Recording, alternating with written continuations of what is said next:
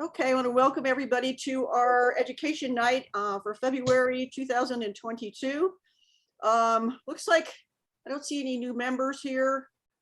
We have a few that are newer members, but no new members and no visitors tonight. So I want to see, right now we've got 25 people on it. It's awesome to have this many people on an education night. So we thank everybody that's here and anybody. Oh, here comes Diana. So now we're up to 26. I think we'll have a lot of people are interested in astrophotography, so it's a good night to come. Just a couple of announcements, just to remind everybody the assignment for next month is light trails. So you want to use, some sort of creative way of using light trails to make a, creative looking artistic picture. And then the following month is April is triptychs. I don't know, I think, Robert, could you do, one of you, either Robert or Jim? I know Jim's pretty busy, but I don't know, Robert, when you're out hanging out with Kim, could you do a little video on how to do a triptych? Well, first you plan with Delta, and if they're not available, you use United. Yeah. Yeah, I know. It's Friday night and the feeling's right. Sorry. Yeah, we don't need that kind of triptych. That's actually, You can go anywhere, anywhere. That's triptych is AAA. AAA. Triptych. So, and then we are still working on, or I'm still working on getting a speaker for March. As soon as I have somebody pinned down, I will send out an announcement on it. And then the biggie is tomorrow. We have our outing at Circle B tomorrow. For those of you that are coming, please be there by 8 o'clock-ish. Because what we're going to do is we're going to meet in the parking lot or near the parking lot. And then we'll talk. If Robert's going to be there, I'll be there. I'm not sure who else is going to be there. Jim, I'm sure you probably get busy tomorrow. But anyway, we'll talk about. I have an assignment tomorrow. Yeah. We're going to talk about Circle B a little bit, about what for those who've not been there before, what you can see there, maybe, and just sort of talk about the whole, the Circle B situation in terms of the type of photography and what you might see or might not see. So, and we'll probably, that'll last maybe 15-20 minutes at the most, and then we'll get out on the trail. The trails are somewhat, the initial trails, there's a sidewalk for a little bit away, then there's a trail that's not, it's wide and it's sandy-ish, and then the trails that go off of that main trail are more have a lot of roots and stuff in them, so they're a little harder to navigate. So I suggested that you could, if you want to bring a little stool or something and just stop at the first trail that's off the paved trail, then you can, there's a lot of birds and a lot of activity in some of those areas along there, and you can just sit down and see what you can see right there in that spot. And then the rest of us will we'll go down probably Marsh Rabbit Run, see if we can see the Harrier. But yeah, so that's the plan for tomorrow. Supposed to be a nice morning, so be sure to bring a hat because it'll be sunny. Sunscreen, be sure to bring some sort of, fluids, water or whatever to bring with you. Bring your longest lens, and then bring, if you want to bring a wide angle lens too, so you can shoot, if we have some clouds, we can get some decent landscapes as well. So, and we're hoping maybe there's a little fog in the morning, because that'll put some dew on the spider webs, which is kind of a cool thing, and they're really close. So even if you don't have a super long lens, you can take pictures of the spider webs, and they're a lot of fun. And Helga reminded me to tell everybody to bring bug spray, because it's, it's starting to warm up and there might be mosquitoes. So bring some bug spray as well. Is Helga going to be there? Pardon? Is Helga going to be there? I don't know, maybe. With a hood over her head. I don't know. We'll see. If Helga's to be there, I'm gonna definitely be there. No, my dog needs to go to the vet. Oh, Helga will not be there. She has to go to the vet. Anyway, there's any questions about the outing for tomorrow? Okay, Robert, do you have anything you want to add? No, not about tomorrow. I do want to say something about these outings. is that these outages are scheduled so that we can get together because of the fact that we're not meeting in the studio anymore. So I want to make sure that for like the last one with the camping, that we are well attended to these things, because that is our only contact at the moment. So please, if you can, show up to, if not this one or the last one, the next one, because I'd love seeing you guys and having conversations face to face. That's about my story. Jim, any comments? Sykes? No, not right now. Sorry, I can't be there tomorrow. I've got a big commercial office building I've got to work in tomorrow while the while the people aren't working on a Saturday. So Great. Sounds like barrels of fun. I'll tell you. Anybody else have any questions or comments? I was just going to tell you a little funny anecdote real quick about Circle B. I follow their Facebook page, and some people, they're coming from out of town. Where, when, what can I see? And this one lady yesterday said, I'm coming to Circle B from out of town, and I love everyone's Bobcat photos. Can you please tell me where in Circle B and what time I can see the Bobcats? At 3 p.m. People tried to be nice with their comments, like, lady, it's not a zoo. Yeah, she thought she was going to the zoo. Yeah. Oh, yeah. And that That reminds me, if you are on Facebook, they do have 3 pages, there's 3 different groups. So if you go in and look up, just put in Circle B in the search, you'll come up and you'll see, some of I think there's at least 3 groups right now. And you'll go in there, and a lot of people they actually posted all 3 groups. So if you want to go in there and take a look, and you can see what's going to be around, well, I like to check it to see what people are posting that's maybe, I might be able to see right now. Usually they put dates on them as to when they took the picture. So I have basically all the birding places in Florida have pages on Facebook, and I go and check them periodically to see what's happening in those areas. And if something looks like it's interesting, I'll make a trip and go to one of those places, and keep my fingers crossed that I get to see something. But it's the problem with wildlife is that you never know. You could see a lot of stuff, you can see nothing. But it's a great walk, and it's a nice place to spend a couple of hours on a Saturday morning. So anyway. And don't forget that you can always upload your images to Google. And as far as the location, so that when other people look to do a search on that particular place, your images and your name will show up. Yep. I have somewhere in the neighborhood of 10,000 views on my Google reviews and photos. So yeah, I get How do you do that? special privileges from Google, which I haven't figured out quite yet, but but yeah. Is it easy to do that? I've never done that. You just go on to Google to the timeline. You create a timeline, and the only problem is it knows where you are. So some people don't like that. I don't care.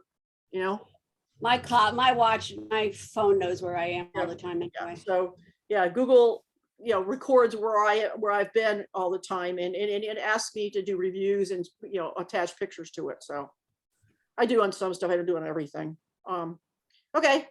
I guess that's it. So Barry, are you ready? And Jim, are you ready? I'm ready. Okay. All right. So we are very fortunate tonight to have 2 of our members, Barry Ollikkala. Ollikkala? Did I say that right? Ollikkala. Ollikkala. I always, it's kind of like Ocala and whatever. Barry. Ollikkala. It's actually a Finnish name. Ollikkala. Okay. So Barry and Jim are going to be talking about astrophotography, which some of us has tried. Like Steve just put a picture of the Milky Way up there. Some of us have tried this. Some of us have been successful. Some of us have been not so successful. And, and it varies from place to place from time to time as to whether or not you get a decent image. So, and these guys are going to give us some basics and discuss a short little bit about some of the more complicated parts of astrophotography, but most of the time's going to be spent on the basic stuff. We are recording this, so you'll be able to go back and look at this. Also, Barry has been kind enough to give me a PDF of his presentation. So we will share that with the group after the presentation. So take it away, Barry and Jim. And Thank let me you. know when you need my image, Barry.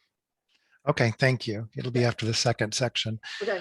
Thanks. It's an honor to be able to be asked to speak. I really appreciate it. I'm really enjoying the club, and it's surprising to me to be asked to do some presentation. I'm happy to be able to give back a little bit.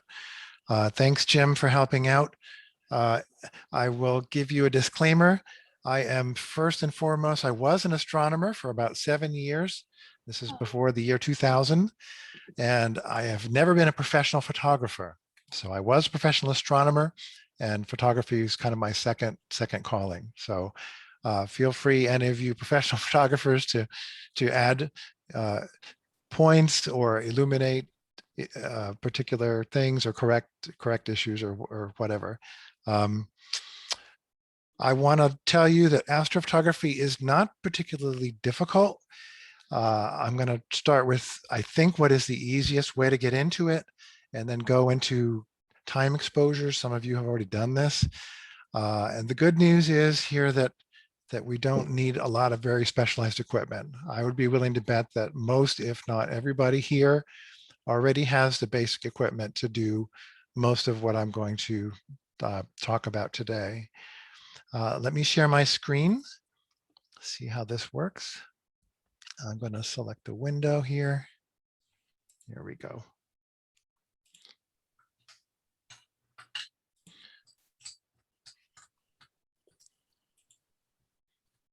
Okay. Do you see the presentation? Yes, we can see it. Great. Okay. Here we go. And guys, if you just want to, put just Barry in the you can go up to the top right-hand corner and change the view to speaker view. And that way you'll just have Barry and his presentation in there on your screen. Okay. I do want to reiterate that we will share the PDF file, so don't feel that you need to copy information down. There's some information in here, like links to things, some exposure charts and stuff like that. You don't need to worry about copying them or memorizing them. You'll get all this information at the end. So just focus on listening and trying to understand. Also, I'm very happy to answer any questions as we're going along. My feeling is if you have a question about something, chances are someone else may have the same question. So it's good to get them kind of answered as we go so we all can keep up. What is astrophotography? It's a good question. And let me hold on a sec. Let me move the video out of the way so I can see my own presentation. Okay. And I'm going to tell you that this presentation is one that I put together like I would have when I was teaching astronomy and astrophotography years ago. My experience from astrophotography actually comes from the film days. I used to have a Canon F1 and a Canon EF mechanical cameras, and I would load them with film and take pictures. And so moving into the digital age now, I'm very happy. It's sort of a dream for astrophotography. No more waiting for the film to come back. You can actually see in the field what happens. So it is 100 times easier than it ever was in the past. And it's considerably, it's free. Before you had to pay $10 every time you wanted to see how your slides came out. And now basically you can shoot hundreds and hundreds of pictures and so on. This presentation is one that I've put together, so it may be slightly different. The way I've grouped subjects and the way I present them might not be the same as other people. I think I've tried to break it down in a way that makes sense to someone who's never done any astrophotography before. I define astrophotography as photography of sky subjects whose location, origin, or destination is space. And the reason I say that is because most of what you're going to shoot is in the sky, the sun, the moon, the planets, but there are some things like meteors which come from space. And there are some things which we typically shoot like spacecraft, the International Space Station, which came from the ground, but whose origin is space. So I think this definition kind of covers most of everything. What is not astrophotography? Atmospheric phenomena, rainbows, clouds, things in the Earth's atmosphere, sundogs, lunar halos. We would probably consider those more meteorological photography and not astrophotography, even though they are in the sky. And then the majority of sun and moon rise and sun moon set photos, we would also probably not consider astrophotography, but more in the category of landscape photography. There are some exceptions.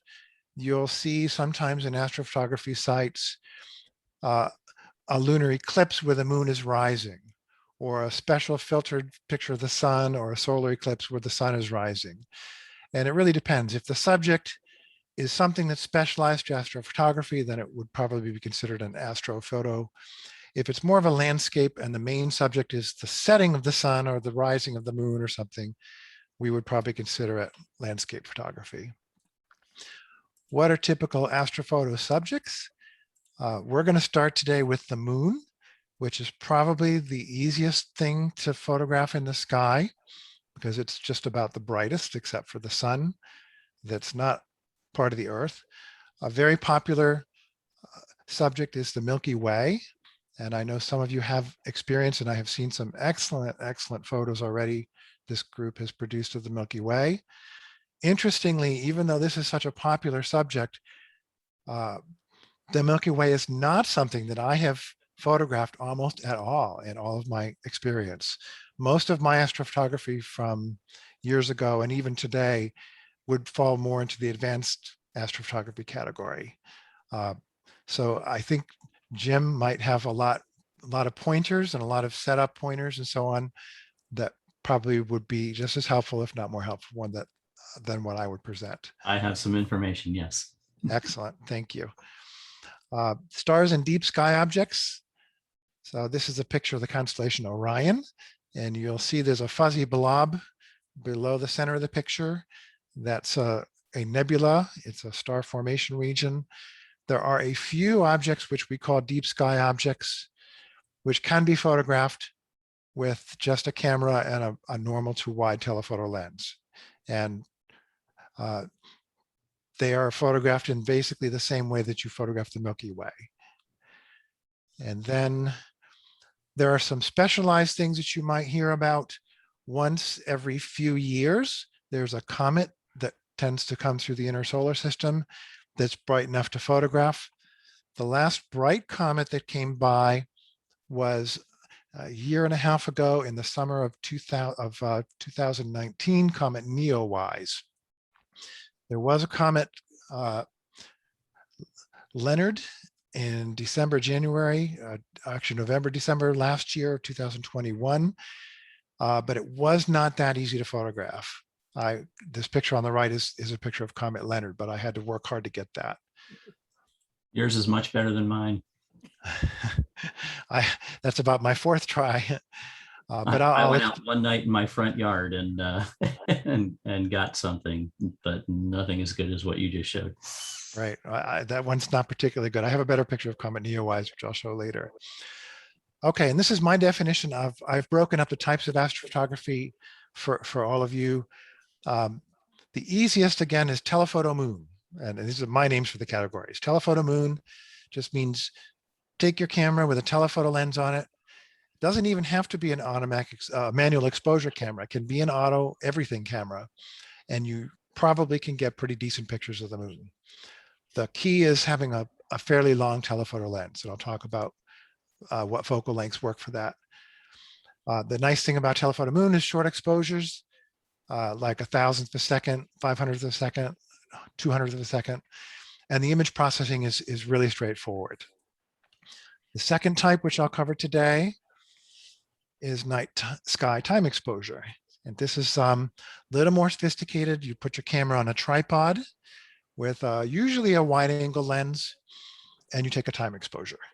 And everything else, all the techniques that we have just come from good practices for taking time exposures in dark conditions. It'll all make sense when I go through it, I think. But you do need a camera with strongly recommended manual focus, manual exposure, and a tripod. Without those, it's very, very difficult to do this. And then because you're using manual camera with manual exposure, a good understanding of of the relationships between exposure, aperture, shutter speed, ISO, which I think most people in this group have. It's kind of photography 101. And then the third category, which we're not going to cover in detail today, but I will mention it and show some photos, is advanced astrophotography. This is using dedicated equipment like a telescope or star tracker, and more information about that later. So let's dive right in. What do I need? Well, it's kind of common sense stuff. And number one, and I added this kind of at the last minute, but this is the most important thing. You have to have good weather and the moon's got to be up. Same thing for when you're doing night sky. If you want to take the Milky Way, if it's cloudy out, you're done from the beginning. Doesn't matter what camera you have, how prepared you are. If it's there, it's there. If it's not, you're going to go home empty-handed. So how do we find out? At the end of the presentation, I will give you some links to some great websites with both astronomy articles and kind of almanacs that you can look up the date and the time that you might want to go out. And it'll tell you when the next new moon is, when the next full moon is. And then, of course, your probably weather app that you might have on your phone already will help. So as far as equipment goes, obviously a camera with a long telephoto lens. And I kind of put an arbitrary number here, 200 millimeters or longer.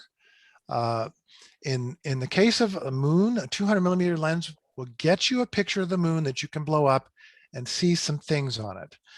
You'll see a few craters. You'll see the dark areas, which we call maria, the seas, the lava seas that have long since dried up. But the longer, the better. And 400 to 600 is kind of the sweet spot. So if you've got a longer lens, that's is going to be a little bit easier for you. Tripod is definitely recommended, but not always required since we're using faster shutter speeds. I will show you some examples of shots I've taken. In fact, one this morning, just after sunrise, just pointing the camera with a telephoto lens, no tripod, taking a shot in 10 seconds and then moving on to whatever else I was photographing. So it can be relatively easy. And I mentioned this, you may or may not have a teleconverter, but a high quality teleconverter can really help get the moon bigger. So if you've got one kind of kicking around in a closet that you don't usually use, you might give it a try. Get it out and give it a try. Okay, Jim, feel free to jump in anytime you see. I have a few things that you touch on. I'll come back to so as not to interrupt your flow. Okay. May I ask a question Sure. before we leave the moon? We have a lot more moon to go. Oh. Well, something I have been trying to do for years is go over to Clearwater Beach when the moon is full and trying to catch moonset as it goes over the horizon. And invariably, like 999,999 out of a million times, we'll lose the moon as it's going over the horizon.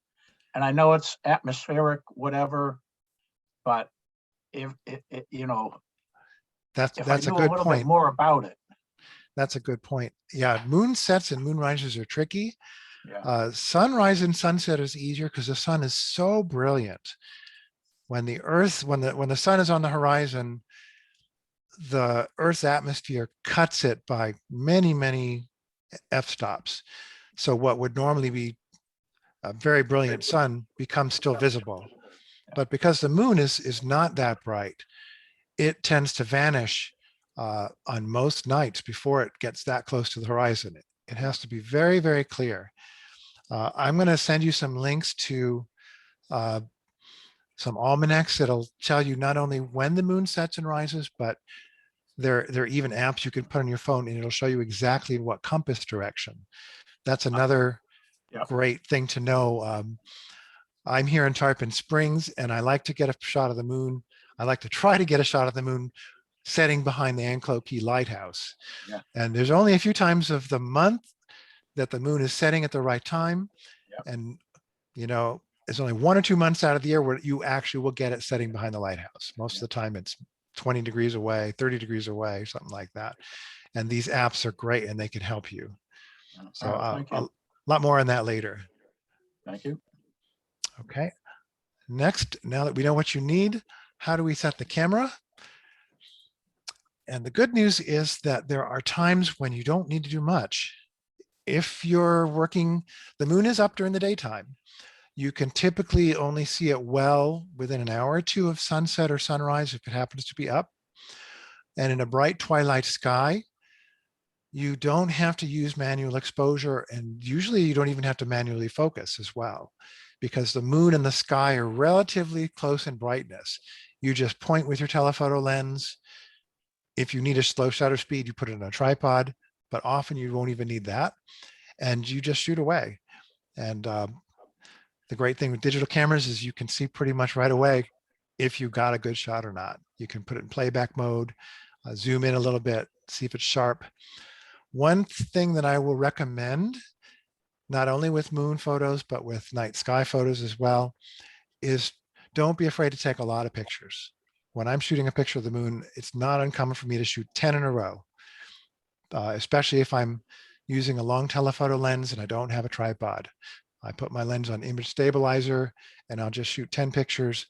And then in post-processing, I'll look at all 10 and I'll pick the sharpest couple and I'll put the rest in the recycle bin.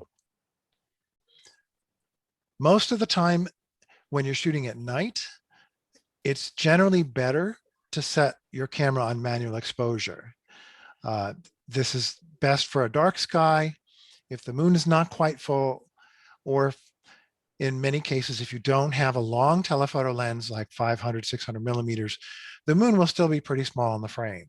And your camera will generally try to average the exposure. So what happens is you end up with an overexposed moon and you may blow out the highlights in the moon. So manual exposure is generally better. And the next slide, I'll show you a chart of recommended exposures. Manual focus is also recommended. And a couple of reasons, because again, the moon is kind of small and the moon is not going to change its distance. It's not moving away from you or towards you. Once you focus on manual focus and you kind of lock it in, you don't have to think about it anymore. And if you're on a tripod, the moon also moves in the sky. It doesn't sit still. We'll talk about the motion of objects in the sky when we talk more about night sky photography. But if you're sitting on a tripod with a long lens, in 3 or 4 minutes, the moon's going to drift right out of your camera's field of view, and you have to keep moving it to follow it. So I'll recommend a shutter speed that's a good shutter speed for freezing the moon. Set white balance of your camera to daylight. The moon is lit by the sun, so daylight is a good neutral color balance for that. And then in general for astrophotography, it's almost always recommended, if you can, to use RAW format with your camera. The reason is you get all the information. So if your color balance is slightly off, if you need to pull up shadows in lunar craters, especially for night sky photography, a lot of the information in night sky photography is really deep in the shadows. And if you shoot as JPEG and you try to bring up those shadows, you're going to get a mess of noise and a lot of banding. If you shoot in RAW, you generally end up with much better results. I think a lot of people here already do that. I don't know how many people shoot with mirrorless cameras, but if you do, a mirrorless camera actually shows you a live view in your viewfinder as you're looking through the electronic viewfinder, the way that you can see on a live view screen on an SLR. An exposure simulation will actually show you what the camera sees and the correct exposure. So this is what I do, even when a camera is mounted on a telescope. You just set it on exposure simulation, set your ISO, and you just flip the shutter speed, and you'll actually see on the screen when the moon looks really nice and contrasty. That's one of the easier ways to set the exposure. All right, so more about exposure. Actually, any questions about this slide? Barry, Yes. exposure simulation. that we don't have that on the Sony. The Sony will be a live view or unchecked live view. Okay. Okay. And which one would you use? You would, In order to see the exposure change would be live view. live view. Okay. All That's right. good to know. Oh, wait, Yeah, or that's if you're talking about the exposure simulation, what does that do on the Canon? It does what you say. It shows you, as you change the shutter speed of the aperture, it shows you brightening and darkening. Yes. Okay. It's live view. Okay. Exactly. Yep. It's like live view. Yep. Exactly. Thanks. Yes, I am a Canon user. I went from Canon film cameras to Canon DSLRs and now shooting with Canon mirrorless M system. So absolutely, some of these things may certainly be different with other brands, and please do jump in and give more information as you can. Okay. And determine the exposure in some cases, if you have a long telephoto lens and the moon fills your frame and the moon is nearly full, you can take a spot meter reading, and that's very reliable. You might want to take a little bit of the moon and a little bit of the dark area, so you average the bright moon with the dark area, but that's a really good starting point.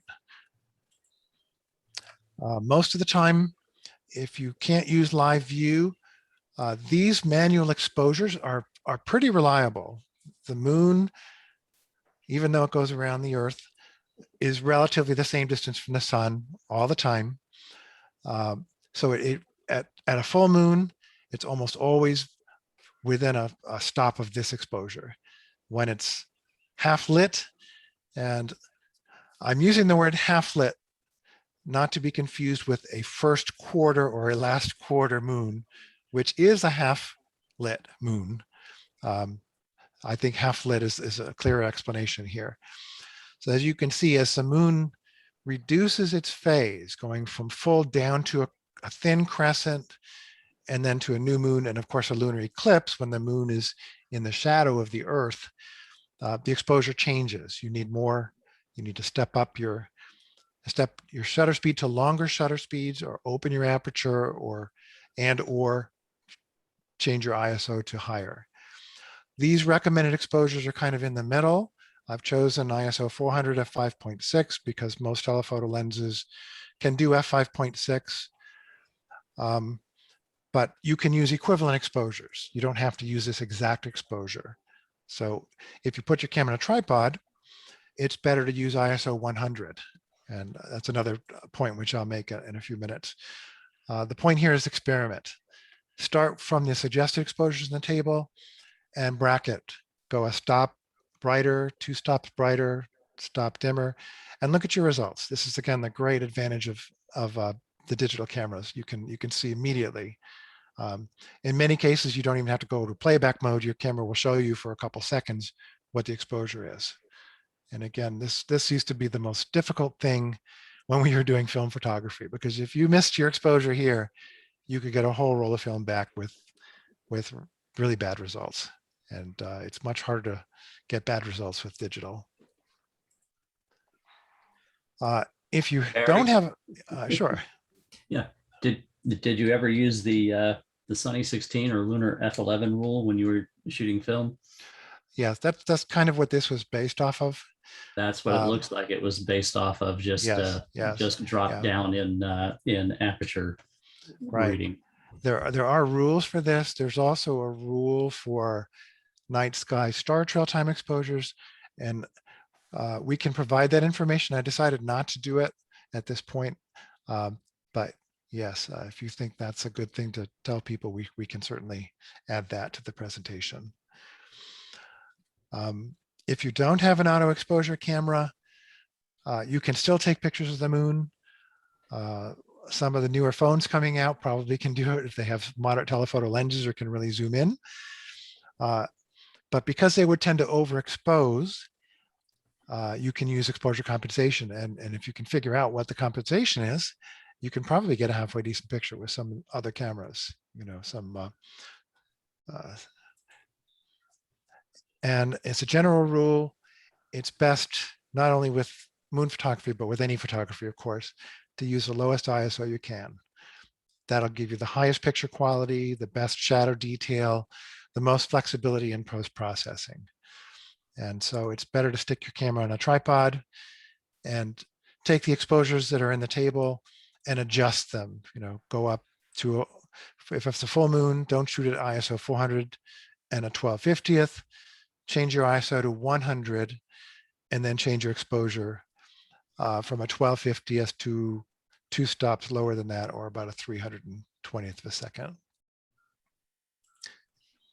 And then keep your shutter speeds relatively short, a 15th second or shorter, because the moon moves. If you take a picture longer than that, then you'll start to see blurring as in the direction that the moon moves, depending on your telephoto lens. This 15th of a second is good for about a 600 millimeter to almost 1,000 millimeter telephoto lens.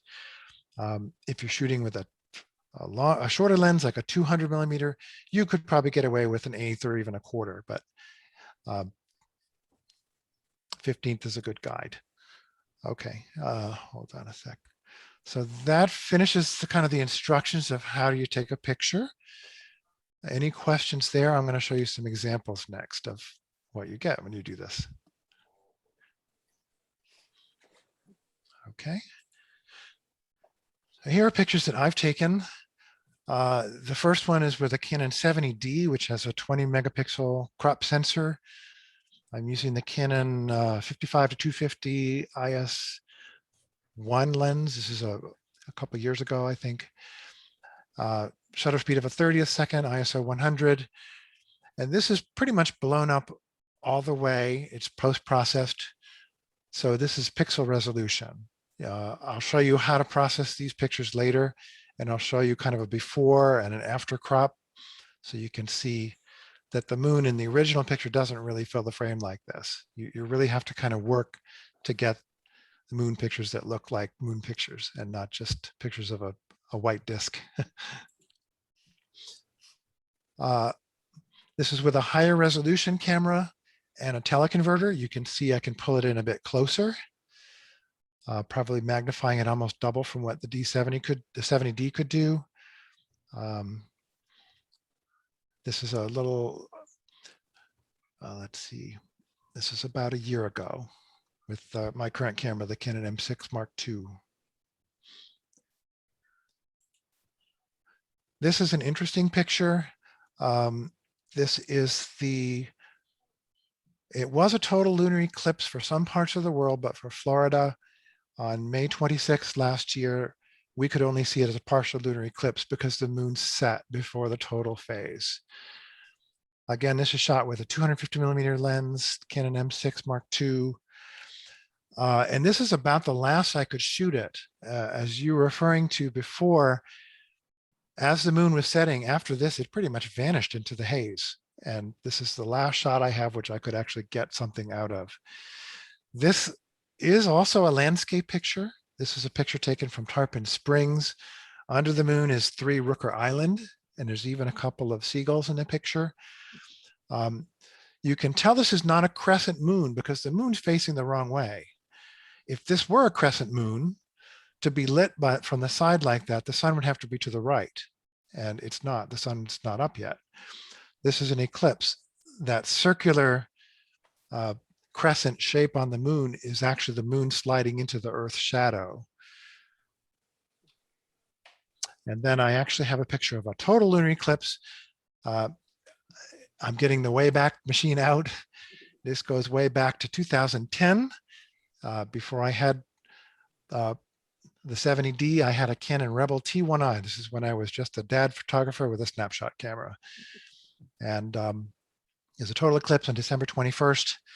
This is a much longer exposure. It's a 0.4 seconds with a 250 millimeter lens.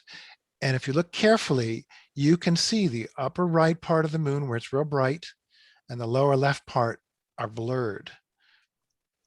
The other 2 quadrants of the moon, the upper left and the lower right, are sharp because the moon's kind of sliding along the line of the lunar disk.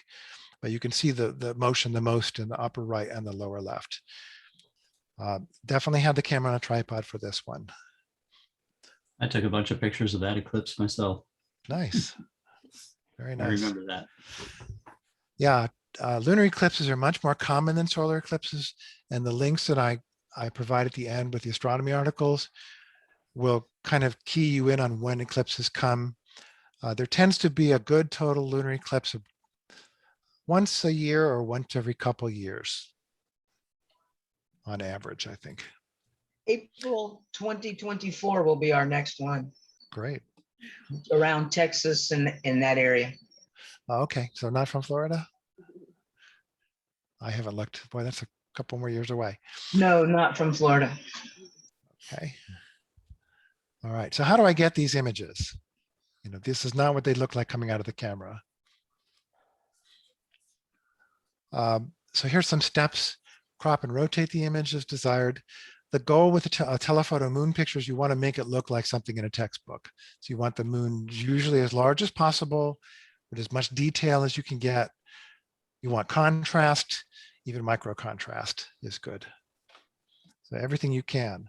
And you don't have the constraints where you don't have to worry about making people look weird or the colors being wrong or something like that, because it's much more of a scientific photograph. You can just sharpen and sharpen and sharpen until it can't take no more sharpening. And you can just pump up the contrast to extreme levels. And when it looks good, and you don't have to worry about other things. So kind of process it to taste. One thing I will mention that's aside from the normal tone controls, I have found that micro contrast is extremely useful in moon photos. It can make the difference between a pretty good photo and a fantastic photo. What is micro contrast? I don't know that term. Okay. Anyone want to take a stab at that? Clarity, Jim or Robert? clarity. Oh, clarity. Oh, okay. Okay. My understanding of micro contrast is that it's a local contrast. So you're not increasing the contrast of the entire image, making all the whites whiter and all the darks darker. It somehow analyzes the picture, and within the white regions, it enhances the contrast within each particular region. It must have some sophisticated algorithm. So it makes the contrast greater in the whites without blowing out the whites, makes the contrast greater in the darks without making them just go to black. Sharpening tends to work really well, but if you do a lot of sharpening, definitely zoom into 100% and keep a close eye so that you don't over sharpen and make it look odd with artifacts. The other interesting thing about moon photos where you have some flexibility is the moon really has almost no color. If you take it on a very clear night, you might see some different shades of brown. That's what I generally see. If you've got a fantastic lens and a super clear night, but it's still relatively subtle. So you can actually just make the picture either more gray, or you can make it totally black and white, and then just pump up the contrast, pump up the micro contrast, and get some incredible images. As opposed to other kinds of astrophotography, lunar photography doesn't need as much denoising. Usually in astrophotography, we are fighting to get every last photon and every last pixel, and we're really fighting the sensor's noise levels. But with the moon, we usually have a very bright subject. You're not fighting it, so we don't need to be very aggressive with denoise. All right. Any questions about processing images? Okay, and here I have an example of, this is a shot I actually took this morning. I went for a bike ride, doing some birding at Howard Park in Tarpon Springs, and I happened to see the moon in the sky, just pointed my birding lens to it, which is again my 55 to 250 with a 1.5 times teleconverter. Didn't do anything special, didn't set the manual, I just pointed and shot. And because we had a blue sky, the sun is already up, I knew that the exposure would be good enough. I followed all the steps, I cropped it, et cetera, and this is the result I ended up with. So really, I can literally say this is a night and day difference. I cropped it, and this is a pixel level, so I really cropped it in. The final image is only about 1100 pixels high. The original image is almost 5,000 pixels high. So I really cropped into the center. Sharpened it as much as it could take and still give nice sharp edges and crisp detail. I just reduced the saturation and vibrance both to 0. You could change the rendering mode to black and white. It would pretty much do the same thing. I reset the black point to basically take that blue sky down to total black, because that's the kind of limiting factor. And then I just pumped up the contrast and micro contrast. So this is a pretty good result. This is about what you get with a crop sensor with about a 375 millimeter lens, or if you had a full frame camera, you'd need about a 500 millimeter lens to get this type of this magnification on the image. Okay. Any questions? This wraps up the moon section. Jim, do you have any pointers or tips or images to add? Yeah, I would go back and just mention, if people are out there, especially if you have a DSLR, not a mirrorless camera, and you want to grab pictures of the moon, and you don't have that exposure chart handy, you can start out with it's a daylight lit subject. You can start out with the Sunny 16 rule and work your way back based on whatever f-stop you want to use and whatever phase of the moon it is, and check that out. If it's too dark, there was an old rule called the lunar F11 rule, which gave an extra stop of exposure on the moon. Right. You can start out in that area, full moon, it would be F16 or F11 at 1 over your ISO. So if you set your ISO to 1,000, your shutter speed would be 1,000th of a second, F11, F16. And if and then you just work your way back from that. If you lower your f-stop, then you can increase your shutter speed. If the moon is there's less moon than the full moon, then you want to increase your shutter speed. If you don't have a chart like this handy, that's a good mental starting point that, especially with the DSLR, where you're going to take the picture and then chimp and look at it and see what you got, to at least get yourself in a ballpark to start with and see where you want to adjust from. Right, that's a great suggestion. Yes, you are essentially using the Sunny F16 rule. The lunar surface is actually quite dark. The astronauts commented on that when they were at the moon as well. The gray areas, the sooty areas on the moon are about a full stop darker than your standard. Yeah, and that's where the lunar F11 rule came in, to give an extra stop of exposure over the Sunny 16 rule. Yep, exactly. Okay. Anything else to add? Okay, then we'll go to the next category of, this is the second kind of type of picture you can take with a standard SLR, DSLR, or mirrorless camera, or even a manual film camera. What do you need for a nighttime exposure? Same with the moon. You need a subject, dark location, open sky, and clear weather. Clear weather is very, very important. Last night was an excellent example. I was here in Tarpon Springs, looked outside. Oh, it's clear. Got all my stuff out, went out there, and it wasn't really clear. It was hazy.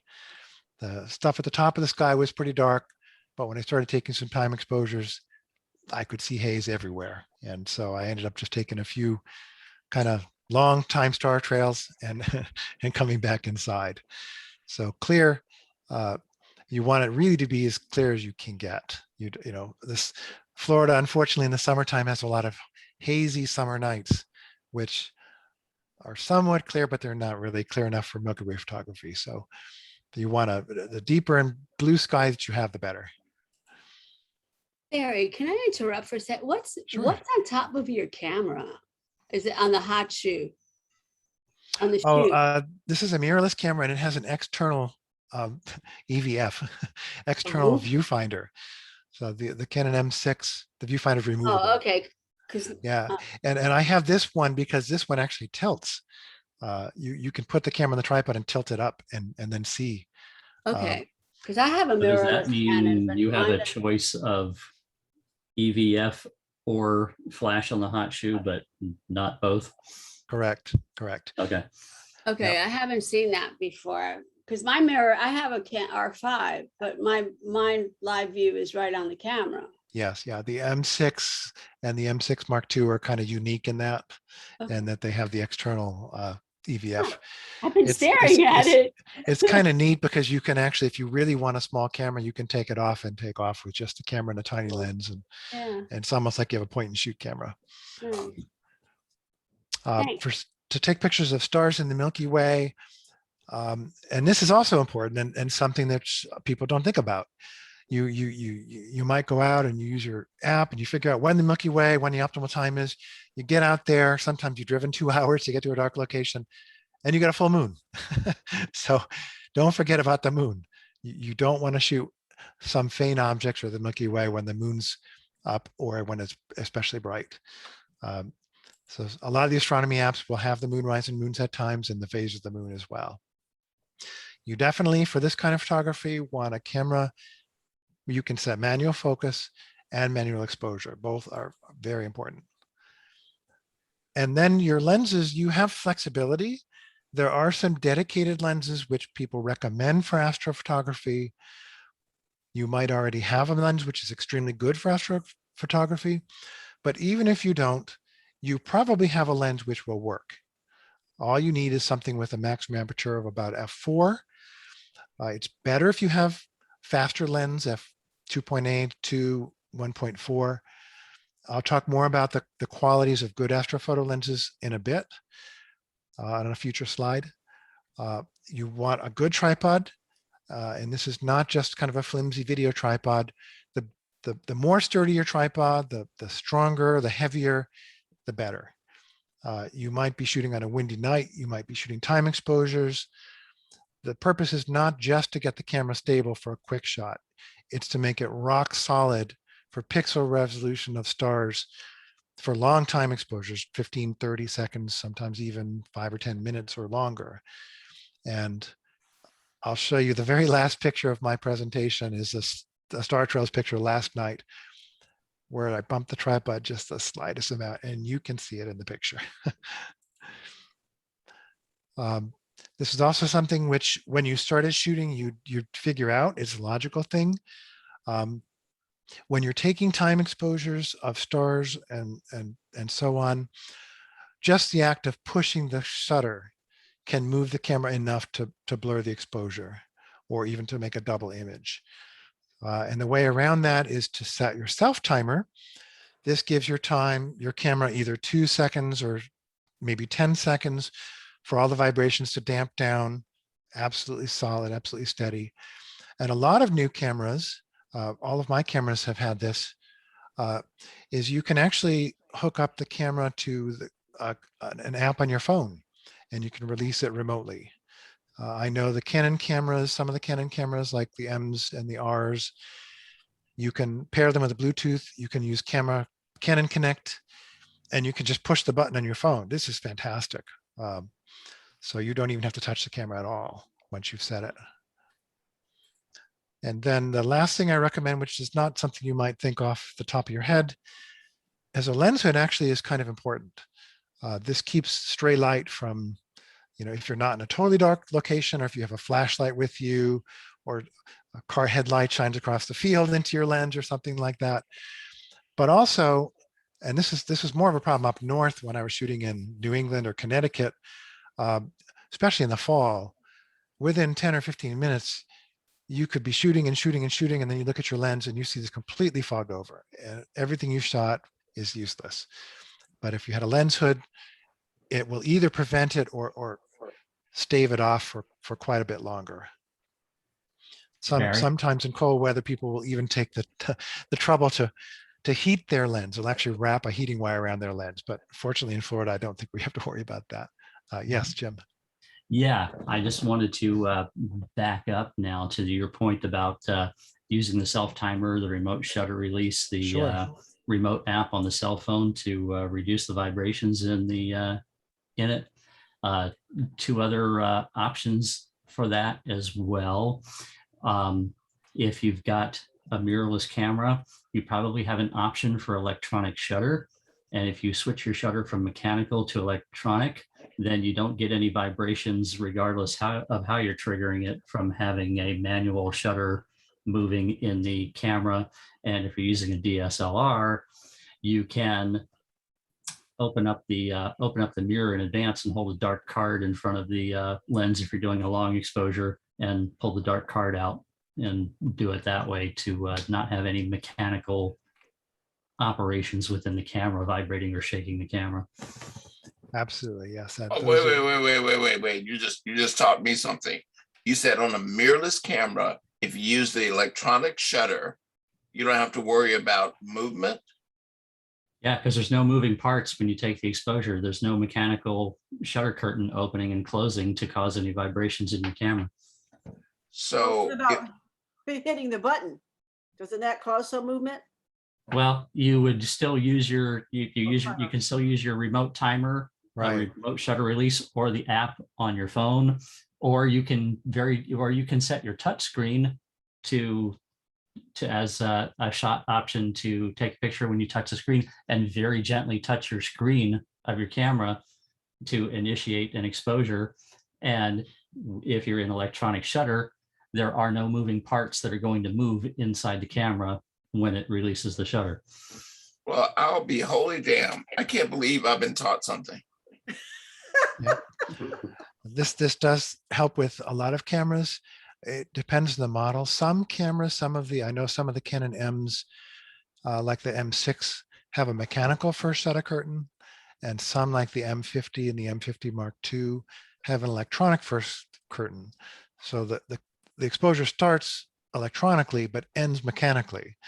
So sometimes you get more of a benefit with certain cameras than others. Wow. Okay. So what can you shoot? I'm glad you asked. Stars, constellations, the Milky Way. And your time exposures, I've put here what typical time exposures are. We'll go into more detail in the next couple of slides about exactly how to determine and how to set up your time exposure. You can shoot star trails. If you take a longer picture, due to the Earth's movement, the stars will move in the sky and you'll get trails. And I think this will qualify, maybe Lynn, you can tell me, would that qualify for a subject for next month's competition? I would say yes. You could ask Jim and Robert, would star trails be light trails? Yes. Okay. Yep. Okay, so we can get a head start on that.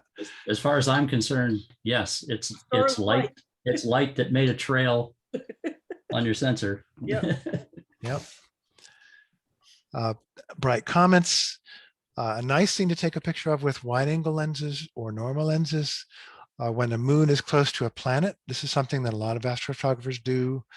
Alignments are interesting things. Sometimes alignments with landscape elements are great shots. I think I submitted one with the moon over the Tampa Bay Hotel. I actually shot a grand conjunction with the moon, Jupiter, and Saturn over the Tampa Bay Hotel as well. And you can pick up a few bright deep sky objects. There are a few galaxies, nebula, and star clusters that are within reach of a 50 to about 135 millimeter lens. It's fairly fast, like a f2, 1.4 to 2.8. And then this is kind of an off one, but you'd be surprised how many people shoot these. If you're further north than Florida, usually you might, like in Canada, Greenland, Norway, usually you can see the northern lights, which are spectacular and great subjects for time exposures. And then one which I wouldn't normally mention is something called the zodiacal light. In my entire career, the first time I ever photographed the zodiacal light was about a month ago. And coincidentally, almost the same night I was shooting it, Lynn was shooting a picture of it in Death Valley, unbeknownst to me. So you'll see a couple pictures of that tonight too. And then interestingly, you can take any of these types of pictures and you can make a night sky landscape out of it. Anything above, or even other subjects, other topics. And you can do some more sophisticated, you can either compose them with landscape elements in the image at the same time you're shooting. Some people go earlier and shoot maybe at twilight, they'll shoot a landscape so it looks kind of like night. Then they'll shoot their night sky exposure later and they'll merge them in post-processing. There's a lot of different ways of doing this. In fact, we could probably do a whole session just on night sky landscapes. It's a spectacular, and when people think of astrophotography, especially Milky Way shots, this is definitely one of the types of images that comes to mind. Jim, can you add anything on that? Yeah, that's done a lot. The composite image where you get the landscape separate from the sky photo, and especially when you get to talking about star trackers, you can't get a landscape with a foreground element using a star tracker because your star tracker is going to keep the stars sharp and move with the stars and will totally blur any foreground or landscape elements, and you need a separate exposure for the landscape elements to composite with that. Yep, absolutely. Okay, anything else or any other questions in this? Okay, how do we do it? How do we set up and take the photos? And again, this is if we just had everyone go out and do this themselves, you would eventually kind of discover all these points. We're trying to give you shortcuts as to how to do this and save you some time and trouble. Sturdy tripod, extend the tripod's legs as little as possible. I often go out and shoot and I put the tripod right on concrete in a parking lot and I don't extend the legs at all. I'll actually sit in the ground and I will not put the center column up. And this is the most stable way that you have a tripod. If you're taking landscape, sometimes it's not possible because you might want it higher to get a particular point of view, and that's fine, of course. You want to set your camera to manual exposure mode. Does someone have a question? And to start with, and again, this is something which is kind of subjective. I'm going to recommend here that you start by setting the ISO to 1600. Some people start at 3200. Some people set 800. Some people have standard exposures that they use for everything. But for just starting out, 1600 is probably a good round number to start with. That makes sense to you, Jim?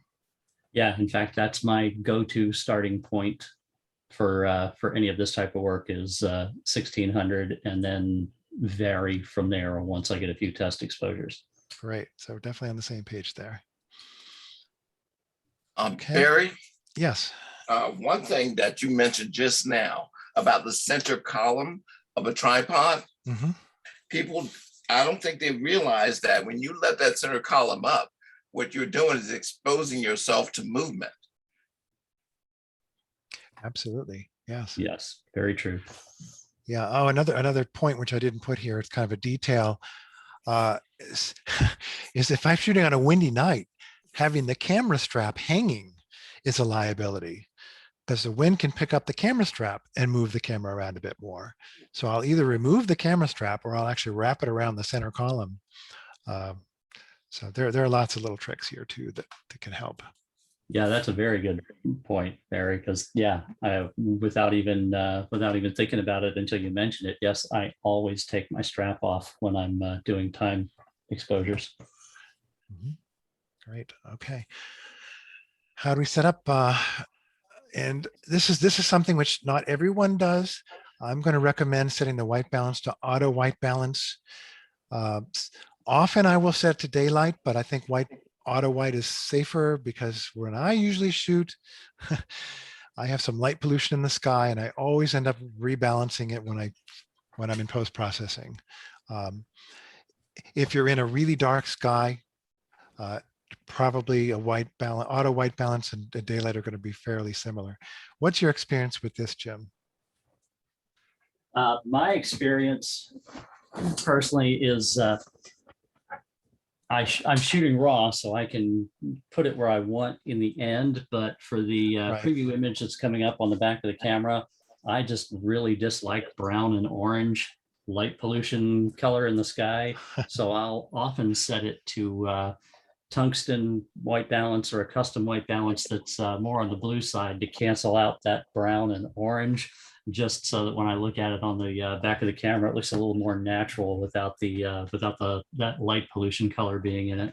I see. Oh, that's interesting. Auto white balance might get you part of the way there, I would think. Mhm. But I think auto white balance is probably a good recommendation for starting out. But you're absolutely right. In fact, I was going to mention that if you're shooting raw, it doesn't really matter because you can set the white balance in post-processing with Yeah, I'm almost no only setting that consequence. just so that when I'm looking at it on the back of the camera, or when I quickly, show somebody else the back of my camera, if the Right. group of people are showing that it doesn't have that yucky brown orange color to it. It Interesting. it looks a little more natural to the human eye to see it a little on the bluish side, if That- anything. That's interesting. I hadn't heard that before. Okay, as we mentioned before, set the camera to self-timer or remote release.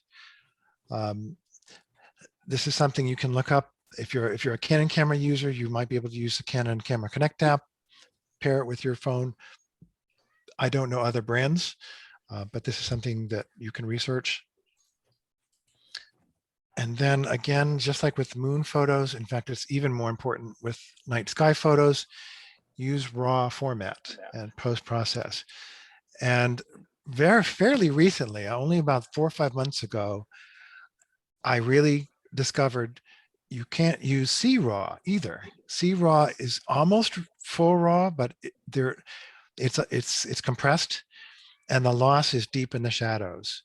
And what I was finding was that I just could not completely denoise a lot of my images, and I thought I was hitting the limit, the noise limitation, the wall. And then when I read some articles, I switched to raw, and I got actually much better results. So if you've got a choice of CRAW versus raw, for astrophotography, raw is better. For most everything else, unless you're really pushing the shadows 3 or 4 EV up, CRAW is just fine. And the lens, this is also important. To start with, usually astrophotographers use wide to ultra wide lenses. If you don't have a wide or ultra wide, normal short telephoto will also work.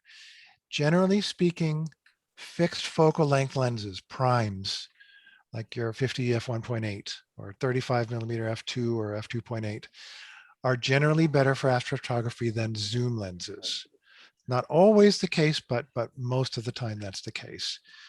But you can get, most zoom lenses, even your kit lens that comes with your camera, will have a wide end, and it usually is f3.5 to f4, and that's fine. You can actually get pretty decent results with that. You can certainly get star trails, and so on. To start with, set your lens on its maximum aperture. That lets the most light in. May refine that later. This is one which I just added at the very end after thinking about it. Because you're going to have your camera on a tripod, you don't need image stabilization. And in fact, you don't want it, because if the wind blows or somebody bumps the tripod or something like that, your image stabilization might kick in and move the lens, and you don't want it. So you're safer turning image stabilization off on a tripod. And that's just standard tripod use, I think. Set the camera to manual focus. Focus is actually one of the trickier things with astrophotography. So I'm gonna focus on focus here. We have to focus on infinity because the stars, moon, planets, space stations, virtually anything you're going to shoot in the night sky is going to be at infinity focus. And it's not just as simple as setting your lens to infinity. You really want to manually focus and check your focus. So focus on a bright star. Use focus magnification if possible. And this is on DSLRs, this is usually live view. You go on the rear screen, you put it in the rear screen mode, and usually there's a magnifying mode where you can magnify it either 5 power or 10 power, really zoom in. To do this, you need a bright star, and you want to rack back and forth. So you'll see when it goes in and out of focus, rack it back and forth 3 or 4 times, and then just get it to that point where it's the smallest. You want the star as small as possible. Don't rely on infinity focus markings. They're usually not accurate, And with telephoto lenses, infinity is not always infinity. The infinity marking on telephoto lens is only approximate. Telephoto lenses will actually change the focus of the infinity distance with temperature. On a cold, cold winter night, it'll focus at a slightly different spot than it will on a hot summer night if you've got a long telephoto lens. That's So- because the atmosphere itself is actually acting as an additional lens element in front of your lens, which changes where the infinity point is. Yes, And that's why you'll see on your lenses, you can actually turn your lens past the infinity point for that reason. Past the infinity mark, I should say. absolutely. And then this is another one which kind of can bite you easily. It's bitten me. It's easy to bump your focus. Put the lens cap on, take it off. You don't think you touched it, but somehow your lens is out of focus, and the next 10 shots are out of focus, or the rest of the night is out of focus. So some astrophotographers go as far as to tape their lens down. They'll use a manual focus lens. They'll get a piece of packing tape and they'll just tape it to the position so that it can't possibly bump off infinity. Okay, any questions on this page? Yeah, I'll add one more thing on that. Sure. That can help with that. If you take your camera, especially with mirrorless cameras, and just go ahead, just to get your focus, go ahead and put your ISO all the way to maximum, all the way up to 52,000, 25.6, 12,800, whatever it is. Put it all the way up there so that you can actually see on the rear screen of your camera some stars, and rack back and forth and look at it. Even take a test shot at that. Don't worry about all the noise. Just zoom in on your test shot and verify your focus, and then go back to your actual working ISO. But to find your focus quickly without a lot of fighting, just put your ISO to max and look at it that way. Right, that's a good technique too. Absolutely. For a mirrorless camera, what I often do, you remember I recommended turning the exposure simulation on for moon photos. If you turn it off for night sky time exposures, the view screen will automatically go to maximum gain, and you'll see extremely dim things. The first time I did that, I was out in the field shooting with a Rokinon 135 millimeter f2 lens, and I was shooting Andromeda. When I set the exposure simulation off, Andromeda popped up on my screen. I could actually see the galaxy, and I was quite surprised. I couldn't focus on it, but I could actually see the stars around it and focus. So that's another technique. Thanks for that. Okay, this is interesting. Moving away from the equipment for a minute. You've heard about star trails. What are star trails? Actually, this might be a good spot to break. How about we break? Because we're Yeah, probably let's do that. Yeah, I was gonna half or 2/3 of the way through. yeah, let's take a 5-minute break, everybody. Let's be back at 8:24. 8:24 confirmed. Okay.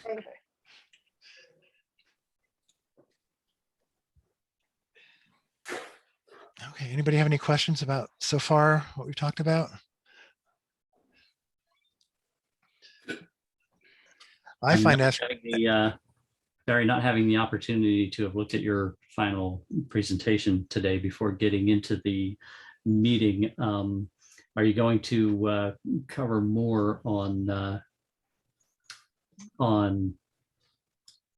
getting proper exposure for these types of shots, the Milky Way yes, constellations, et cetera? that's coming next. Yes. Okay. All right. Because I don't want to Yep. interrupt. I want to see what That's the last big topic coming. Yeah.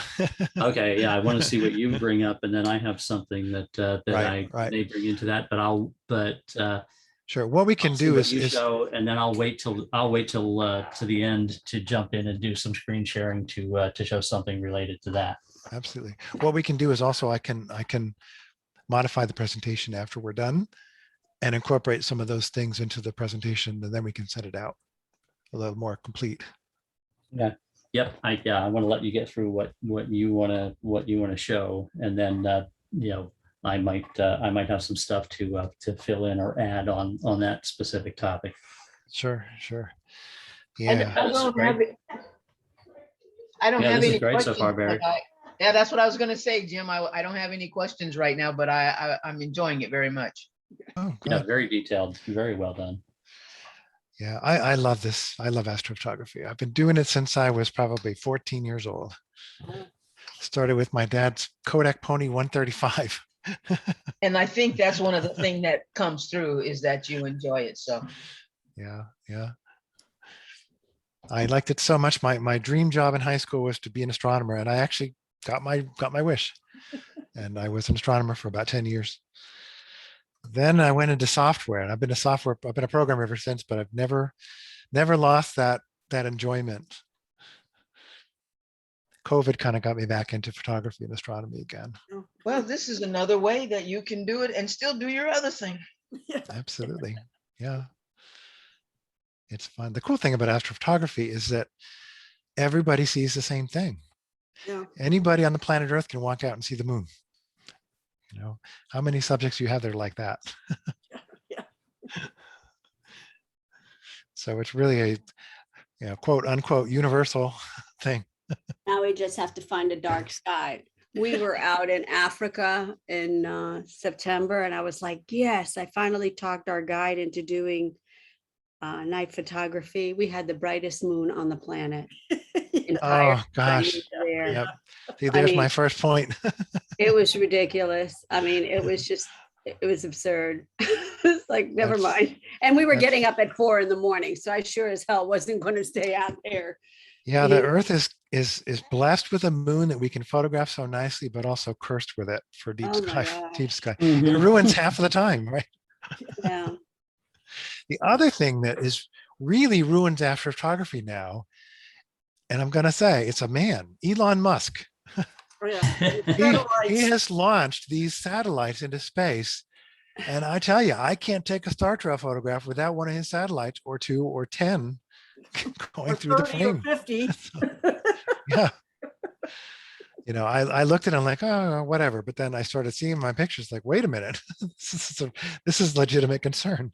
And we had the same thing, Lynn, when we were in Death Valley. We had like a half moon and stuff like that. It was crazy.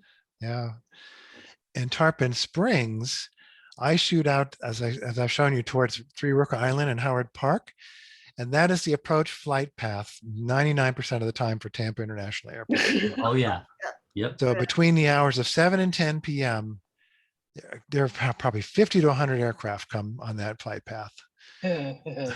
Well, even in Death Valley, you know, we were actually making jokes about how many planes we could catch in our night sky stuff that we were doing. Where did you shoot your night stuff, Lynn? And the Mesquite Dunes. Oh, yeah. Yeah.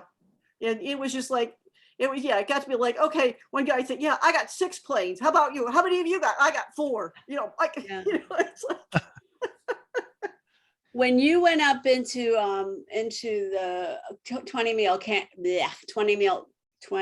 Canyon, did you climb up pretty high up in those, you know, like on the right side of the road? some people did. I kind of went halfway up. Holy crap, I almost died up there. Where's the light on it? Wow. I was in Death Valley in, I think, April of 1996. And I was there one of the few days it actually rained.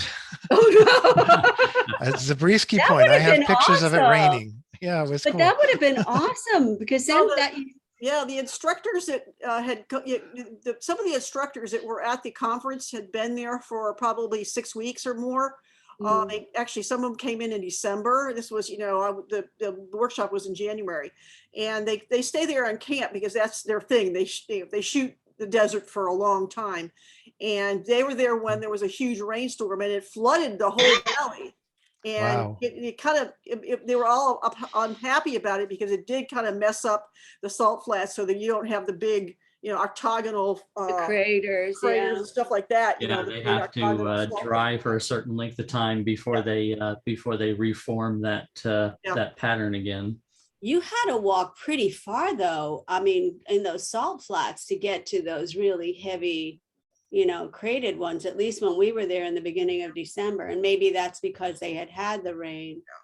I mean, well, the advantage we got, there was a lot of mud that obviously had dried. And so we got a lot of, more close up type of mud crack type of stuff. So, Yeah. And there were which also made it a million photographers. Yeah. But Okay, our time has gone by. Should we start yeah, up let's again? go ahead and get started again. Okay. I'm heading out to White Sands in next December, Lynn. Okay, we're almost done with the technical stuff. There's just a few more slides, and then we get to all the pretty pictures. Okay, what are star trails? Well, as we know, the Earth spins on its axis, and we don't know we're spinning. What it looks like to us is the rest of the universe is moving. So all the stars, except for the North Star, appears to move in the sky. The North Star basically sits in the same spot all the time. So if your shutter speed is short enough, and I'll show this to you in a table, there's also a rule that helps you figure that out. The stars will appear as points. This is how you get Milky Way pictures with nice sharp stars in it, constellation pictures, galaxies, things like that. However, if you go longer than this short time exposure, the stars will trail, and we call those pictures star trails.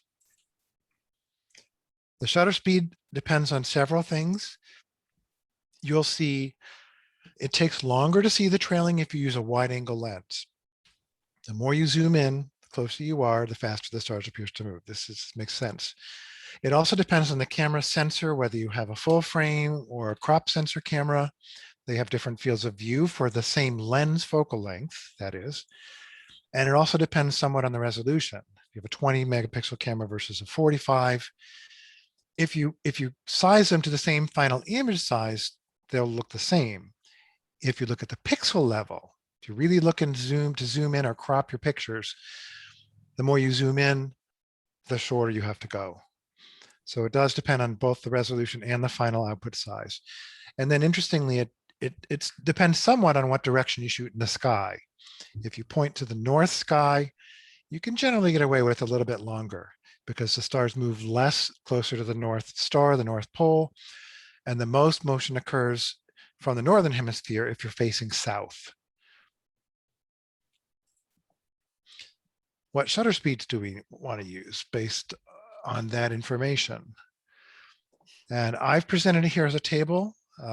I think, Jim, you can explain the rule after I present this. I would suggest starting with these shutter speeds. If you're shooting with an ultra wide angle lens, 30 seconds, down to a telephoto lens, 2 seconds or so. And again, it does depend on some other factors like the direction of the sky. And that's why this is just a guide, and I recommend that you experiment. If you're shooting with an ultra wide angle lens and it says 30 seconds, do a shot of 10, 15, 20, 30, 40. Then look at them on the screen and see what kind of works for you. And it also depends on how big you're going to blow it up. I've seen some astrophotography tutorials that they say, look at the pixel level and try to get your stars slightly trailed, maybe 3 times as long as they are wide. And then when you look at the full image, you won't really see it. And you'll get more stars and fainter stars that way. So there's a few different schools of thought on this. It's kind of a subjective thing. Yeah, it's do you want more stars or do you want pinpoint stars? Yep, exactly. And there are times when I'll be shooting the same thing on different nights, and I'll be going for something different. Like I really, really want a faint nebula, and it's okay if the stars blur a little. So I'll push it a little bit longer. And if I'm shooting a star cluster, the stars are what I'm shooting, and I really want pinpoints, and so I'll really keep it to the absolute tack star pinpoint star exposure. If you're under a lot of light pollution or you have a really fast lens, you might actually overexpose the sky in some cases. I've got a Sigma 16 millimeter f1.4 lens, which is really fast for its wide angle lens. And if I shoot at 15 seconds, it actually overexposes the sky at ISO 1600. So I have to drop to 800 unless it's a really dark night. But if there's light pollution, a little bit of light in the sky, I'll actually get an overexposure a little bit. If you want to do star trails, you have a lot more flexibility. It's really up to you. Do you want short trails? Do you want long trails? Once when I was a teenager, I set my camera up at 10 o'clock at night, went to bed, got up in the morning at 5 o'clock before the sun came up, went outside, shut the camera off, and I had a 6-hour long time exposure. So all the stars trailed all the way across the sky. It was quite overexposed, but it looked really cool. So kind of you said once when you were a teenager. When When I was was the a second teenager. time you were a teenager? Well, I should say the only time I did that was when I was a teenager. Yeah. I did that once with a film camera for a 5-hour exposure one time, and at some point after I went in the house, it got cloudy. So That's too bad. Yeah. Okay, and this happens more so with star trails. Like I just said, it's very easy to overexpose with a star trail. If you're taking a 5-minute exposure, you really have to step the ISO down to like 100 or 200. Even in a darker sky, you have to step the ISO down. And then in some cases, even ISO 100 is not enough. You have to start stopping the lens down to like f4, f5.6, something like that. But again, there's no hard and fast rules. It really depends on your sky, your light pollution, the qualities of your lens, and some other factors. So again, trial and error is kind of the rule here. There's no hard and fast rules. You'll see some sophisticated calculators, but in the end, you're going to end up experimenting anyway. Okay, Jim, do you have some more to say about exposure? yeah, and actually, because it'll require screen sharing, I'll jump back to this at the end. Okay, all right, no problem. Okay, and some pretty pictures. This is a picture I took January 30th, put on a beautiful fisheye lens, 8mm on a crop sensor, a Rokinon lens, not expensive lens. I think the new it's about $250, but it is completely manual lens, manual aperture, manual focus, just like the old days. So I really get a kick out of it because it brings back a lot of nostalgic memories when I was shooting in with the film cameras and all, and the Canon FD lenses. And this picture is interesting because it has two notable factors in it. If you look closely at the picture, besides the camera on a tripod on the left and the light pollution on the right with the houses, in the sky, if you look carefully, you kind of see two what I call pillars of light. One about 1/3 of the way across, and one about 2/3 of the way across the frame. And they go almost to the top of the frame. The pillar on the left is something called the zodiacal light. It's very difficult to see, and I didn't even know I had captured it until I really processed this picture. And saw a picture that Lynn took of the zodiacal light. And I said, well, gee, I kind of took a picture that looks like that. So let me go back and look at it. And I compared her picture to my picture, and sure enough, it was in the same position in the constellations. So I had captured what she had also captured. The zodiacal light is a very, very faint light reflecting off of dust in the outer solar system. I believe it's between the orbits of Mars and Jupiter, and maybe a little further out, but it's further away from the sun than the Earth. And you need an extremely dark sky, and it also needs to be a time of the year where the plane of the solar system is sticking almost straight up out of the horizon. And this is that time of year. So this week, last week, around this month, on a really dark, clear night is a good time to try to shoot the zodiacal light. Zodiacal comes from the word zodiac, the 12 constellations that circle, that the moon and the planets move through, because that's the plane of the solar system. On the right side of this picture is what we call the spine of the Milky Way galaxy. They're actually star clouds of our spiral galaxy, but we're within the galaxy. We're inside the Milky Way galaxy. It's shaped like a big disk. And from the inside, the plane of the galaxy looks like clouds of stars. So the Milky Way circles around us 360 degrees. Interestingly, also in this picture, if you look at the very top, right in the center, dead center at the top, you'll see a cluster of stars. Does anyone know what that is? Jim, I think you probably know what it is. Yeah, in that image, trying to figure out what all This I'm is an looking at. extremely wide angle lens. That's Yeah, that star cluster is straight above your head. It's actually at the yeah, top is of the that the sky. Pleiades? That's the Pleiades, yes. It's the seven sister star cluster in the constellation of Taurus, the bull. But when you get a good exposure of it like that, there's a lot more than 7 stars. Yeah, there's probably about 20 in this picture. And then if you look to the left of the Pleiades, you see what looks like a hair on the lens. It's like a little blur of light, a line of light. Can you see that? Mhm. I don't know if you can see my mouse. Do you see a Yeah. mouse Yep. on the screen? Mouse. Yeah. I'm pointing to it. Yeah, we see it. Do you know what that is? Yeah, that's a scratch on your sensor. That's what it looks like, isn't it? Yeah. That's actually the trail of a meteor. Yep, that's definitely a meteor. That's a Yeah, meteor wow. that happened to flow. So this picture is very busy. It shows a lot of interesting stuff. And another thing in the picture, if you look at the mouse pointer right there, there's another little fuzzy blob there. That is called the Andromeda Galaxy.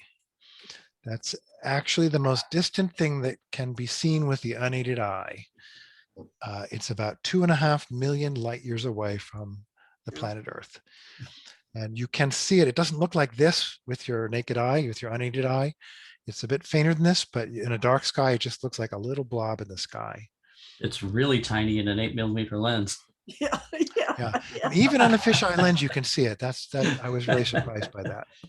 And there's even another galaxy in this picture. At this one, there's another one right there. Wow. So this Barry, is now busy. that you have that your pointer, point out that light that you and Lynn were simultaneously Oh, looking at. okay, sure. The base, it's like a pyramid of light. And the base of the cone is right here, and it goes up this way. So it looks like a bluish purplish hue ray. Can you see that? It's really hard to Okay, pick out. yeah. Right. It's like a triangle of light. Kind of like the shape of a candle flame. Yeah, pretty much. Lynn has a much better picture of it, which I'd like her to show you. Okay, moving on. I'm Hey, gonna Barry, whoa, go back, sure. please. There's a little doohickey at the top on the right side, like over where the buildings are. There's another little dirt. Okay, on that's your this sensor. one here. Uh-huh. That's an airplane. This is me being in the flight path of TIA. There's another one there. One of them is leaving the airport. One of them is approaching it probably. You could I have tell some them- photos that have 6 or 7 of these in it. Yeah, and you can tell those because they're dots, Diana. Yes. Yep. Oh, There is okay, a straight line and the planes are dots. okay, Yep. thanks. This is a photo of the Milky Way. This is with a 22mm f2 Canon lens. It's actually a little tiny lens. It's only about 1 inch deep. It's a pancake lens. And it's cheap too. It's like $200, but it's really sharp. It's a great astrophotography lens. This picture is a summer triangle. This star is one star in the triangle. It's called Altair in the constellation of the Eagle.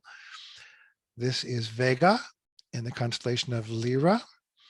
And then this is Deneb in the constellation of Cygnus, the Swan, also known as the Northern Cross. So the cross is sort of these 3 stars crossing with these 2. It's kind of upside down on its side. But the Milky Way runs right down the spine of the cross.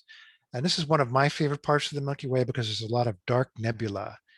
They call the Coal-Sack Nebula runs right through here. It's a dark nebula in front of bright star clouds, obscuring what's behind it. If the nebula wasn't there, this would just be beautiful star clouds all the way across the sky. So, and here we have one of Elon Musk's satellites right there, and a second one running right parallel to the first one. So I chose this one because it has these in it. So I didn't want to choose perfect pictures. So if you start to see some of these things in your star trails, you might have some idea of what they are. And Again, Very good shot. do you want to explain to people when they see that how to tell the difference versus your other picture? Thank you very much. Whether That's you exactly caught what I a was about to Very meteor good point. or a satellite. How about you? Can you do that for us, Jim? Yeah, if you notice in these, the satellites, there are from the time the exposure started to the time the exposure ended, they're a constant thickness and a constant brightness. But if you go back to the previous slide and look at the meteor, you will see it tapers. It gets brighter in the middle and then fades out again. So a meteor starts out dim, and as it streaks, it travels becomes through, bright. it brightens up to its brightest point, then it burns out and fades away. So you see the meteor, it looks like a needle on both ends. It tapers and is bright in the middle. But if you go back and look at the satellites, you don't see that tapering shape and tapering brightness on the ends. That's a very good point. Both you and Jim, you guys got too much time on your hands. Way too much. So when you look at your photos, that way you'll know if you saw a meteor or a satellite, trailing in your image. Right. There are times when a satellite will go into the Earth's shadow. So once in a while, you'll see a satellite, and then it'll disappear. So you'll see a trail that will just stop. Yeah, and it's it'll hard to fade tell. away on one end. Exactly. Right. Where did you shoot this, Barry? This again is from Tarpon Springs. Holy banana brains. Yeah. Tarpon Springs is not a very dark sky, but it's the darkest that I can find in Tampa Bay. You're doing pretty damn well. Yeah, And I really had to push it to get these pictures. This image is a good example too, to point out something with related to setting your exposure times and star trails. If you look toward the left side of the image, you see a little bit like a third in from the left side, how pinpoint those stars are in this 8-second exposure. But if you go to the upper right, look at the trailing in the stars up there, because the stars in the sky do not all appear to move at the same rate. As you look, you think of it like a big wagon wheel. If you look toward the one of the poles, the North Star, in our case, it's like looking at the middle of a wagon wheel. The stars move very slowly, but as you go further and further out toward the celestial equator, that's where the stars are moving the fastest, and you see the stars, trailing at different rates throughout the image. This is another good example. That's a perfect description of this picture. It was a nice segue right into this picture. This is a photograph of the northern sky, and this star right in the center is the North Star. The Little Dipper kind of goes out from it here. There's the 4 stars in the Dipper. And it's hard to see it unless you're a seasoned astronomer. There's like what looks like the letter M here of bright stars. I always think of it as a W because it looks to me more like a W. That's the constellation of Cassiopeia, the queen or the queen's throne. And anybody guess what this is? Yeah, something that you're supposed to take out. Yeah, right. And again, I shot a number of pictures, but I wanted to leave it in so you could see and identify for yourself. Now, these pictures are heavily masked. The original picture, the whole right side of it was way too bright. And I actually set a DxO control point, and I dropped the exposure about 2/3 of a stop. And it's still light here. And I actually had to use 2 or 3 masks to get it to look more even. Same thing with even the Milky Way picture in the last one. This one was heavily masked because on this side, there's a lot of light pollution from Tarpon Springs, the city, and Palm Harbor. So again, I would love to shoot in a much darker sky and don't have to worry about all this. Plus, I'll get better pictures and much more star clouds in them. So here's pointing this. Excuse me, I was just going to say, I was working in Jacksonville, and if you go below Jacksonville and shoot out towards the water, it's pretty dark that way. Yeah, the same thing here. If I'm in Tarpon Springs, anything in the western sky, I can get a really good picture. I shoot at the Orion Nebula or Andromeda in the west, I get great shots. When it's in the east, it's useless. I actually Jim has a great spot that he took us to. Yeah, I wanted to go there, but unfortunately I traveled over the vacation over Christmas break, came back with COVID. It was Well, if you go to Jim's spots, you don't get COVID. You just get cold. Right, but I had COVID at the time, so I couldn't go. I really wanted to go on that trip. So this is a 2-minute exposure pointing to the North Star. And as you can see the North Star, you could take a 12-hour exposure and that star would be a star. Everything around it moves. Here's exactly the same length exposure with the same lens, 2 minutes, 16 millimeters pointed at the southern sky. Completely different. This is a picture of the constellation Orion. It's like dead in the center of the picture. This is kind of his feet. There's the belt of Orion, his two shoulders. This is a bright star, Betelgeuse, which is a red giant. It's one of the fewer redder stars here. Most of the other stars are young, they're blue stars. The Orion Nebula is here in the Sword of Orion. And that there is the brightest star in the sky. It's called Sirius, the dog star, the constellation of Canis Major, the big dog. Okay. This is a really interesting picture. I took this a year and a half ago before I upgraded to my newer DSLRs and mirrorless cameras. With my Rebel T1i in July 2020, I Wow. got a shot of Comet Leonid, Neowise. And this picture, here's the comet. This is a star trail photo. And I intentionally did that because I knew the comet's tail was diffuse and very hard to capture.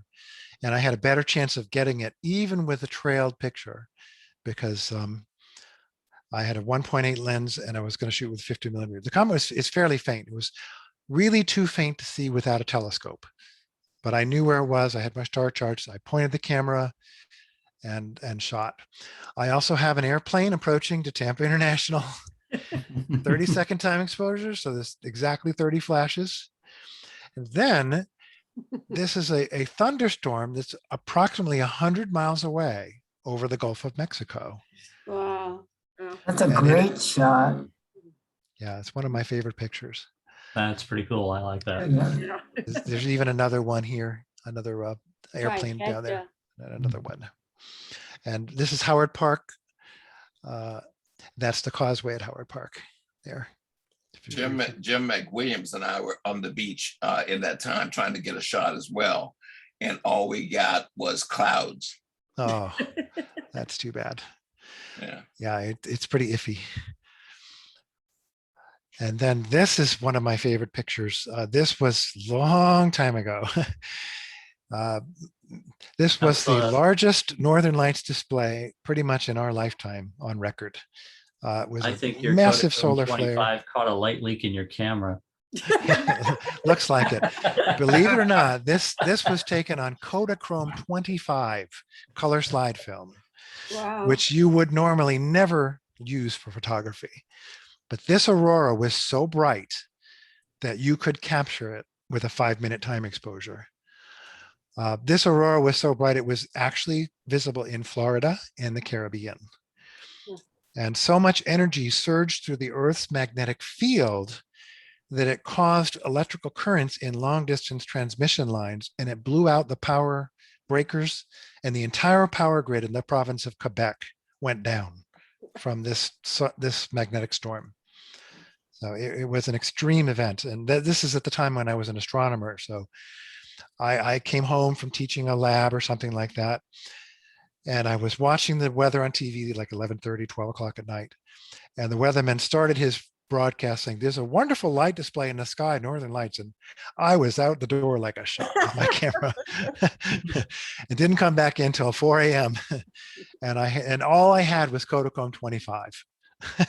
and actually I'm glad I did, because these shots have survived the test of time. Kodachrome is almost indestructible. I have pictures of on Kodachrome that my dad shot in the 1950s that look like they were taken yesterday. Okay. So how do I get these incredible images? Again, adjust exposure, tone, and contrast to bring the stars out. It's fundamentally different to process night sky pictures than it is the moon. In the moon, you have a lot of light, you have a bright picture, you have lots of light areas, lots of dark areas, and you have shot right in the middle of the exposure. So it's like processing a daylight picture. In the night sky, oftentimes much of your detail, and maybe most of your detail, is in the shadows. You've got a big dynamic range because you've got bright stars, but then you've got very, very faint detail, which you're trying to wring out of the background noise, which may be 6 to 9 EV below your bright highlights. And that's what, so you're going to have to kind of bring up the curve and accentuate the contrast in the shadows. So what I often do is adjust the tone curve, and I will show you an example of a tone curve that I use in the next slide. It looks more like an S shape. So sometimes you can edit the tone curve. You set 3 or 4 points in your tone curve. You bring the deep shadows down, you bring the midtones up, and then you bring the highlights up, and you roll them off until you get this textbooky like picture.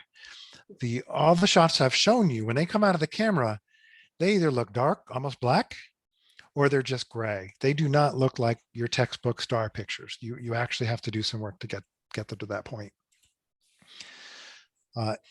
In my case, because I'm shooting in a sky with a lot of light pollution, the horizons tend to be much brighter by almost an EV or 2 than the top of the sky. You might end up masking and adjusting.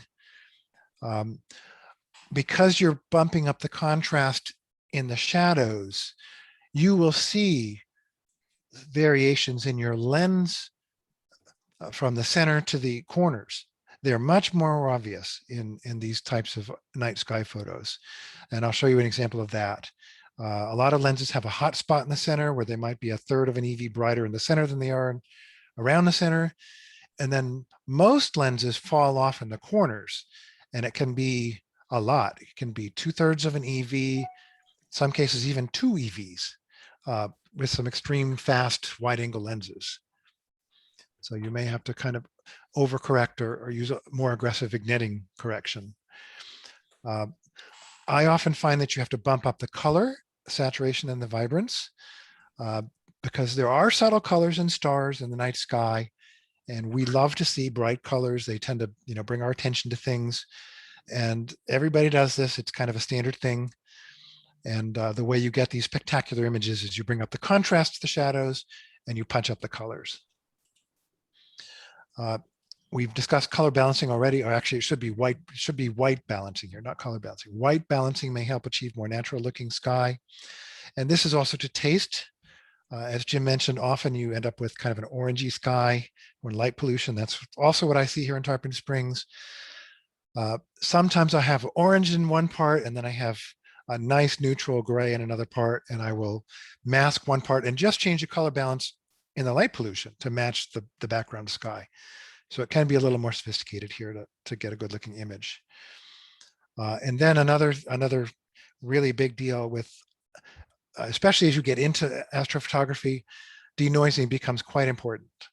And I could again do a whole presentation on just processing with denoising and sharpening and all this kind of stuff. But here I'll just mention that you may want external noise editing software. And many of you already have this. We already discussed in last week, DxO Photo Lab. Some of you use Topaz denoise. There are others. Lightroom has its own, and Photoshop has its own denoise. The third-party ones tend to be a little more aggressive and a little better at keeping detail than Lightroom. But this is definitely a type of software where the technologies tend to leapfrog each other. So maybe this year, Topaz is better, but then DxO comes out with a new one that's better than Topaz. And then the following year, Topaz leapfrogs again, and so on. And then again, you want to adjust sharpness. But this is really much trickier here because you have to balance sharpness with noise. And that is always, you're fighting, the more you denoise something, the more washed out it's going to look and the less sharpness you have. So you kind of have to adjust them. I've found, and at least in my experience, you kind of have to adjust the noise and the sharpness in tandem in some ways until you achieve the look with grain and detail that you're looking for. Okay, Jim, do you have any other comments about processing to add? Not on the processing part. That pretty much covers it. Some other night we might want to actually just throw an image into Lightroom and demonstrate live Absolutely. This is a big topic. A quick process of it. Yeah, but I think having this, and again, you'll be able to email or download this, so you'll have this guide here to work from.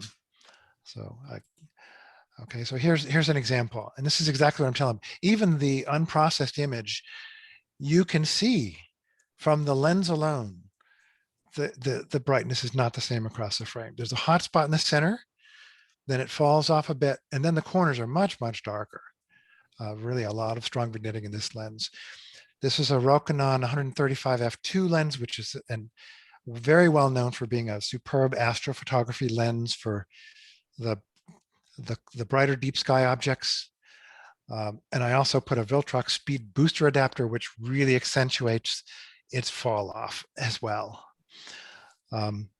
So I did all the steps that were shown in the last slide here. I adjusted the exposure tone, vignetting, saturation and vibrance, and I applied a tone curve to it. And here's my results. Wow. There are things in here like this. Jim knows what this is, right? That's the Flame Nebula. That's called the Flame Nebula in the constellation of Orion. You really don't even see it in this picture. It's there, but it's barely there. This is what I mean. We're fighting to get every last photon out of the noise. And at the same time, trying to darken the background and brighten it. So this is where that nebula sits, right in the middle of this steep, high contrast part of the curve. So I was able to do it with just 3 points on the tone curve. And this works very well. I set one down low, and then I just slide them around and watch what happens until I get kind of the look I want. Then I might fine tune a little bit more with brightness. Any of you who've done a lot of post-processing know there's a lot of ways to get to the same look of an image.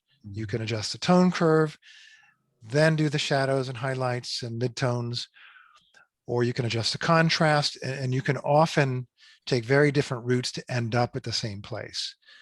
But this is something that you get to taste. This one, I also had to do a tremendous amount of masking. This whole part was kind of blown out by light pollution. So I really had to mask like 3 or 4 masks here to get it to look like this. This is the Orion Nebula on the right side. That's another part of the Orion Nebula. Then you really can't see it, but there's another one here called the Horsehead Nebula. If you have a really clear night without the light pollution, you can get that one in the same shot too. But that one's hard to pull out. It is. This is about the limit of what you can do without a star tracker. Now, I haven't talked about a star tracker. I haven't really put it in this presentation. Jim, perhaps you can talk about it a little bit more. Yep, if people are okay with going a little bit beyond 9, I can add a few more things to the presentation. Sure. The next topic is advanced astrophotography. I mean, it's the next slide, so that will be a nice segue into what and why you want a star tracker. Okay, so we'll talk about that. Okay. Thanks for showing the tone curve. That was that was good to actually show the tone curve. Thanks for that. Yeah, that's really very important. Very, very important. A picture's worth 1,000 words, right? Advanced astrophotography. This is my specialty. This is what I have done. 80% of my shooting is advanced astrophotography. I shoot eclipses sometimes. I do telephoto, moon, whatever. But most of my photography is done through a telescope or with a technique called stacking. I actually don't have a star tracker, but it in many ways accomplishes a star tracker and stacking exposures. Both have the same goal to get more light, either by a longer exposure or by a longer exposure in multiple frames and then combining the frames, stacking the frames. But what is advanced photography? It's very simply, it's just high magnification or long exposure, more than what you can do with the other 2 techniques I've shown. And this almost always means more equipment and more money. High quality, sharp lenses, a telescope, or a star tracking drive. This telescope up in the corner, the picture I've shown, it's a Meade ETX90 telescope. So a small telescope, new, they're about $500-600. I got this one off of Craigslist for $100. It was Lucky find. I saw it pop up. I drove right to the person's house and bought it like on the spot. And I use it for most of my planetary and moon photography. I like it because you can carry it. I can carry it to my car. I can walk out, 100 feet, 200 feet into a field with it, and it's not a big deal. It's like a giant telephoto lens. If you really get into it, I mean, you can go really deeply to the pro level almost. You can use dedicated astro cameras. You can use a consumer camera modified to capture infrared. I think Lynn has a camera that has done this, right? You haven't used it for astrophotography though. Right, but what you have is exactly what would be done to use. There are certain types of deep sky objects like the Horsehead Nebula that give off the majority of their light in the infrared. And if you shoot them with an infrared camera that does not have an infrared filter on it, as most conventional consumer cameras do, you can actually get the nebula with a lot shorter exposure and much more detail. The whole constellation of Orion is surrounded by objects that give off a tremendous amount of infrared. So it's very often photographed with infrared cameras. Solar photography is something else that I do. You need to put either a safe solar filter or project the sun image, in which case you would block the finder scope off and you would never look through the telescope. You would project it downwards onto a card or a piece of paper or a sidewalk or something. And I have to put this disclaimer into every astronomy presentation. Never focus an unfiltered telephoto lens or telescope on the sun. You will at least you could damage your sensor. At most, you could damage your eyes unrecoverably. As a technique I've already mentioned called stacking, there's sophisticated software you can get for free. One version for stacking planetary images because you need to find the detail on the planets and kind of align the disk of the planets. And another one for stacking deep sky pictures, which can identify stars in your frame and then do all the aligning and merging for the stars. That again is a topic for not just one session, but even 2 or 3 sessions. There are great YouTube videos, hour-long videos on how to do stacking and how to run the software. Processing stacked images needs specialized software on a computer, may take hours. I have some of the pictures I'm going to show you took 6 to 8 hours to stack. It's like my time exposure.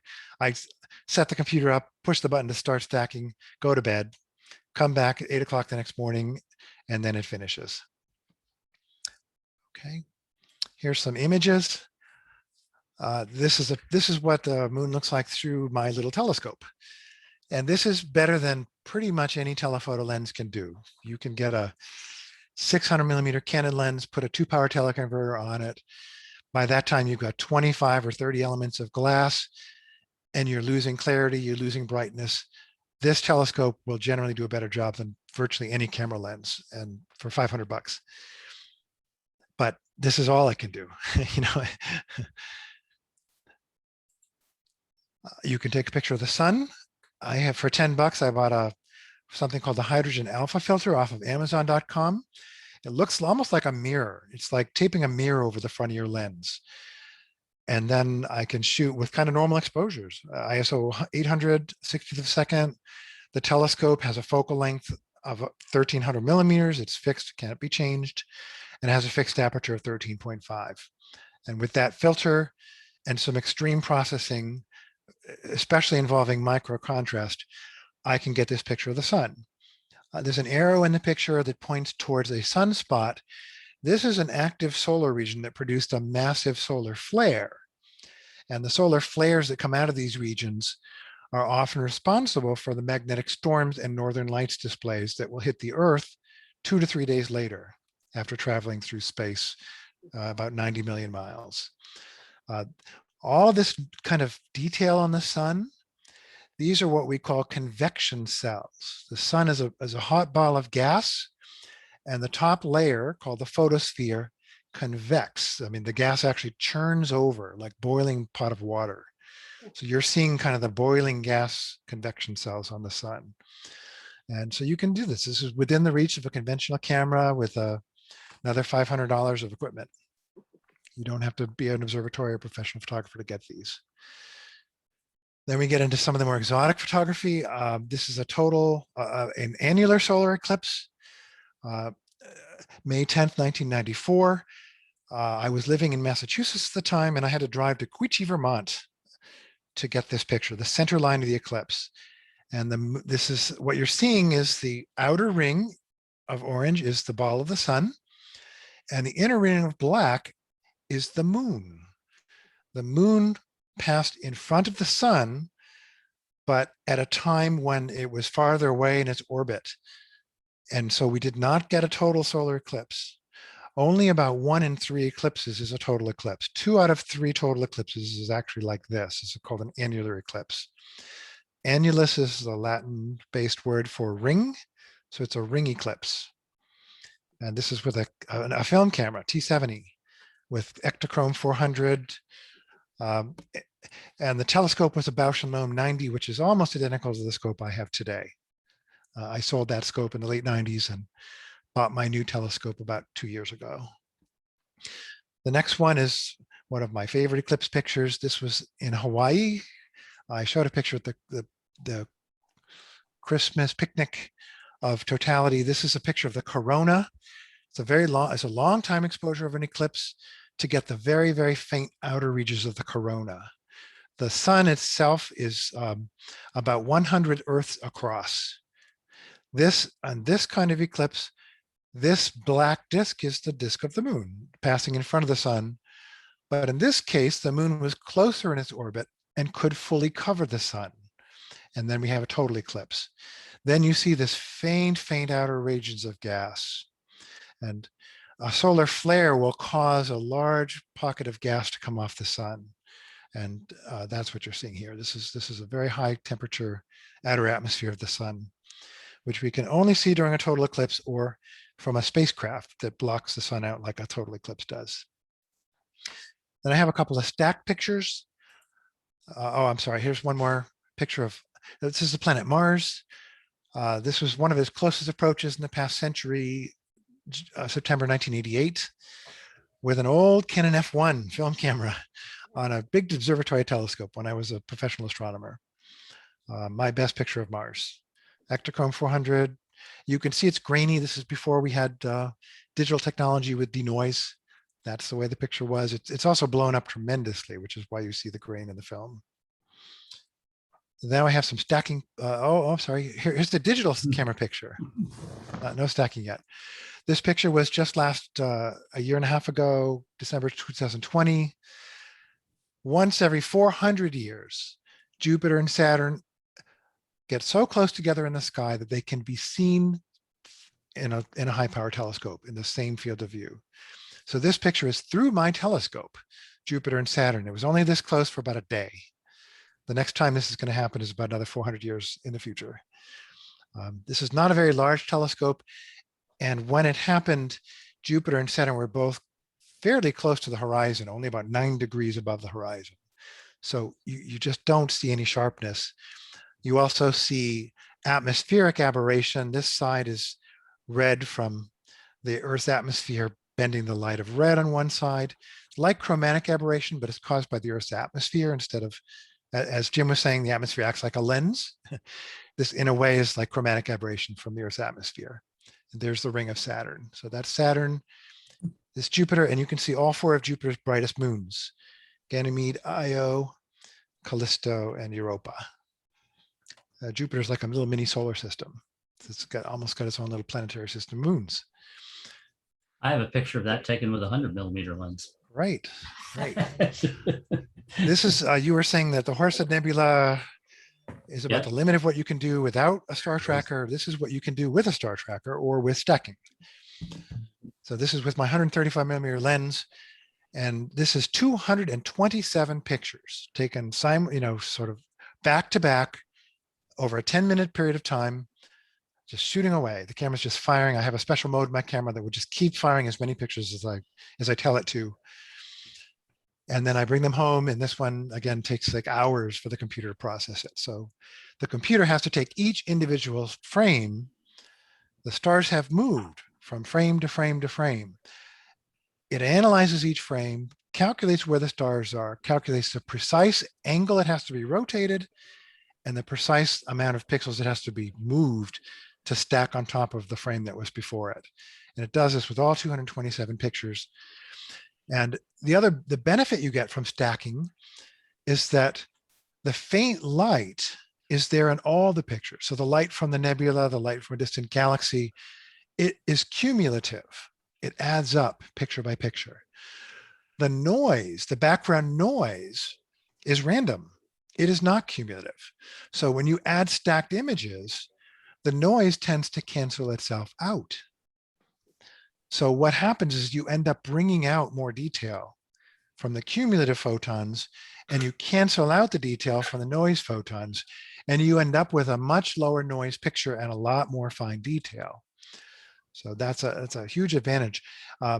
A great technique is a hybrid technique where you take longer exposures, like maybe instead of taking 2.5 second exposures, you take 30-second exposures or 60-second exposures. And then you stack 10 or 20 of those instead of stacking hundreds and hundreds of pictures. That's a great hybrid technique. Then you end up with the best of both worlds. And then if a satellite goes through maybe 2 of your frames, you still have 8 frames to stack. So this is kind of a way to get around Elon Musk's nasty satellites. And then my favorite picture taken stacking is this one. Wow. This is again that Andromeda galaxy that was in the extreme fisheye picture.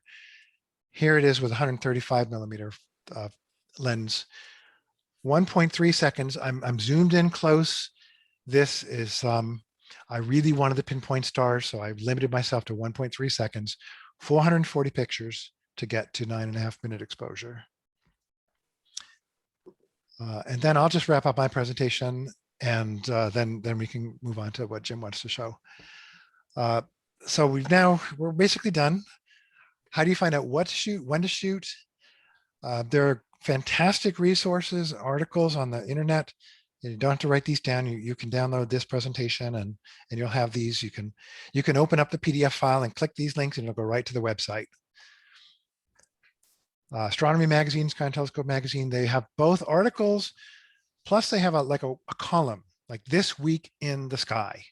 And it'll tell you the moon is full, or there's an eclipse this week, or there's a comet coming up, or whatever, what have you, something like that. And then space weather. This is a really interesting website I would recommend you looking at. That tells you about solar flares and possible aurora if you live in more northern latitudes. Space weather, we'll talk about comets as well if there's a comet to be seen. This is how I knew about comet Leonard and Neowise and so on. Then there are these fantastic websites you can go to that will give you a live planetarium. If you click these links and go to the website, on the screen, it'll pop up a view of your night sky at your house, your location. You just put in your location, knows the current time from your computer. Then you can scroll around. So you can see, what am I going to see if I shoot north? When is the Milky Way going to be up? When is the moon going to be up? When does the sun set? And so on. So those are wonderful. Even better, they have some apps like that for your phone. In the field, you can take an app, put it on your phone, and it's like a virtual reality. As you move your phone and turn around and point up higher in the sky, it changes the view, and you can zoom in and out. Those are fantastic. I never had anything like that when I was doing astronomy back in the past century. I had to have my star charts with me, and I had to know the constellations to find things. There are apps for finding moon phase, moonrise and set times. There are great apps for finding dark locations. So it'll show you a map of Tampa Bay, a map of wherever you go out west when you travel around the world. It'll show you literally where the dark spots are. And then there are these fantastic 3D sky viewers to look at the Milky Way and other objects. Stellarium is one of my favorite, but Celestron Sky Portal is extremely good too. When you run Celestron Sky Portal, the first thing you see is this technical screen asking you all kinds of information about your telescope. Since you don't have a telescope, just skip the screen. And then it pops up a planetarium just like Stellarium does. All these apps that I've put above are available for iOS and Android. So almost any cell phone can use them. So that's it for my part of the presentation. I wish you happy trails. Happy star trails.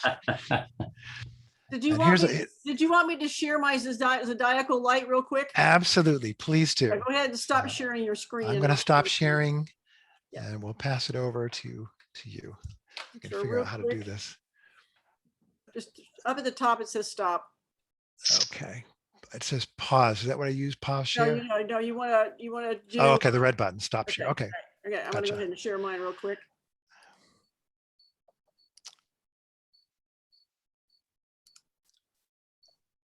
There's mine.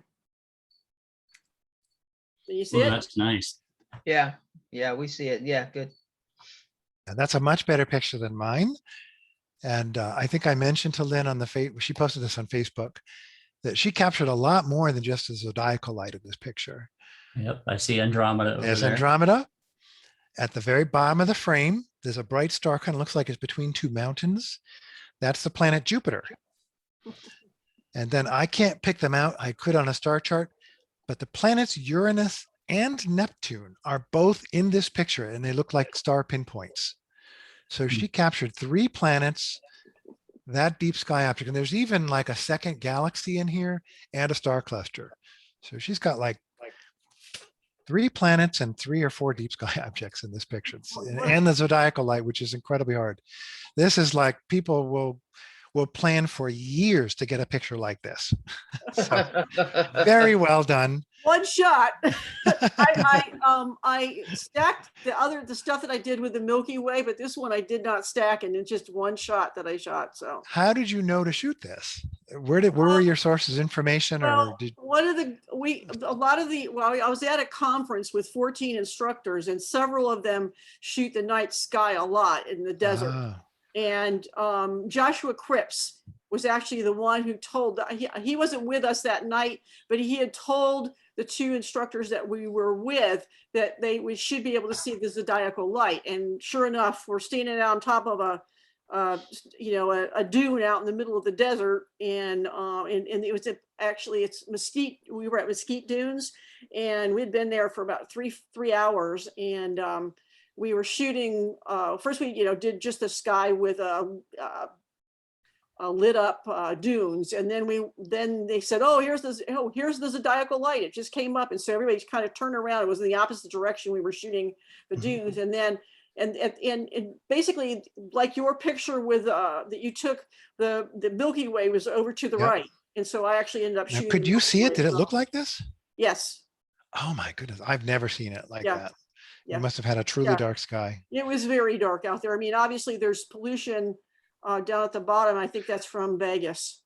Wow, But yeah, it was very. that's visible. amazing. Yeah, it was. Visible. Extremely well done. What lens did you choose for this? Do you remember? I think. Hold on a second. I can't remember. It's a very wide lens. I can see very, very wide.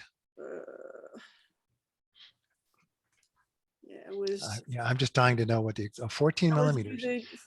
Let's see. I was using my 14 not my millimeter. Z, it was this my full 14 frame? to 24. Yeah, my 14 to 24 f2.8.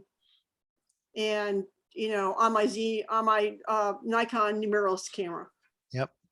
And that 20 seconds is right in the middle of that Yep. range that I Yeah. 15 to 30 second range that I said for this. Yeah, this I size. had to go up pretty high on the ISO to 6400, Yep. Yep. but and 20 seconds. So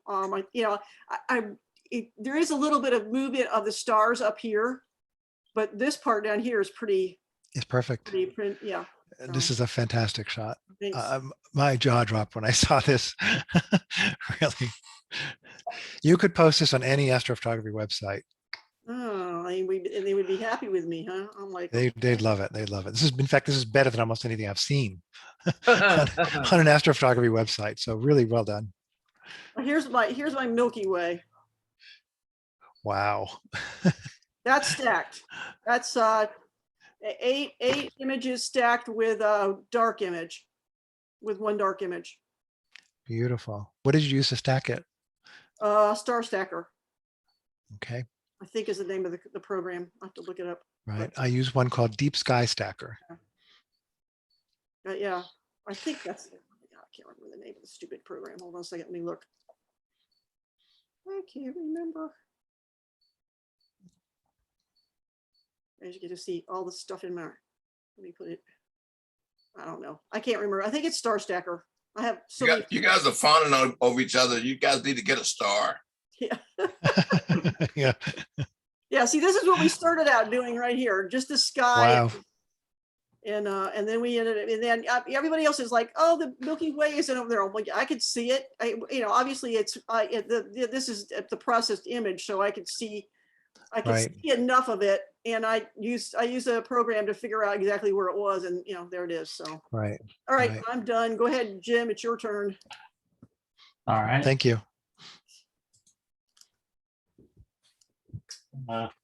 Yeah, I'm going to go ahead and show you, if you want to quickly get some exposure ideas for where to start out with your exposures for wider field star shots, closer and stuff, Milky Way, etc. Another thing to just keep in mind, there's an old thing here. I'm going to share this. Can you see that? Yeah. 500 rule, yeah. Yeah, 500 rule, which worked well in film photography when you didn't have great resolution. Now, if you just change this math formula to the 300 rule, you're going to be a lot closer for your starting point for your shutter speed. And the things to remember are make it 300 divided by equivalent focal length. And equivalent focal length is the important point there. That's equivalent to full frame. If it's full frame, Right. you just divide 300 by your focal length. So if you're shooting with a 14 millimeter lens, it's the 300 divided by 14 will give you your time. If you're shooting with a crop sensor, 1.5 crop, then you take, and if we're a 14 millimeter lens, you take 300 divided by 21. That would give you the answer. Now that doesn't take into account what was being talked about with how some of the stars along the celestial equator move a lot faster than stars near the pole. That doesn't take that into account. There is, let me just share my screen here and go to, and just no, not screen one, screen two, and bring up, and let me find it. Here we go. Here's something that you should memorize right now and remember every time you go out at night, is this formula right here. Stay away from cops. We can't see it. Share it. You don't see this on my Nope. on my screen? We see you. We see you. There, only. you see that? No, Is that the right screen? No, just you. Oh, hang on. There we go. All right. I don't see a formula though. Let me get the right screen. I've got too many screens connected to my computer. So how about that? Yep. There we go.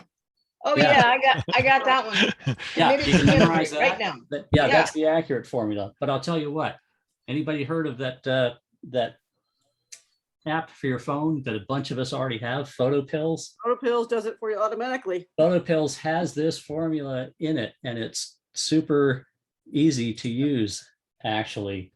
So let me get you this.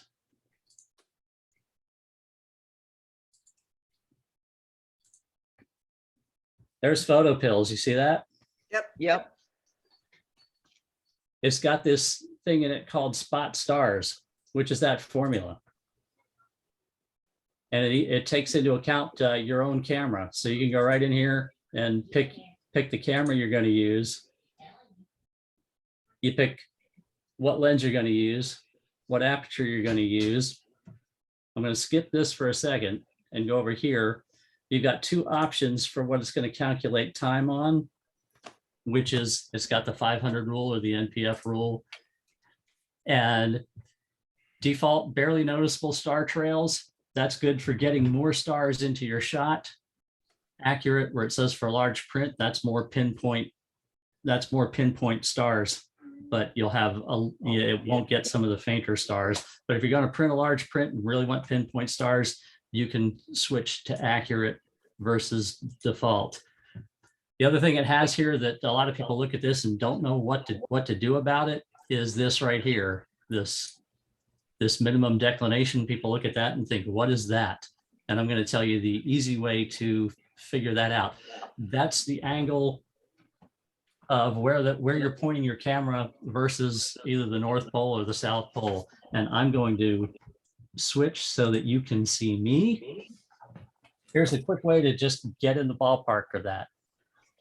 Take your hand, one hand pointed at the North Star, take another hand, point it at wherever you're going to point the camera, and just kind of figure out what that angle is.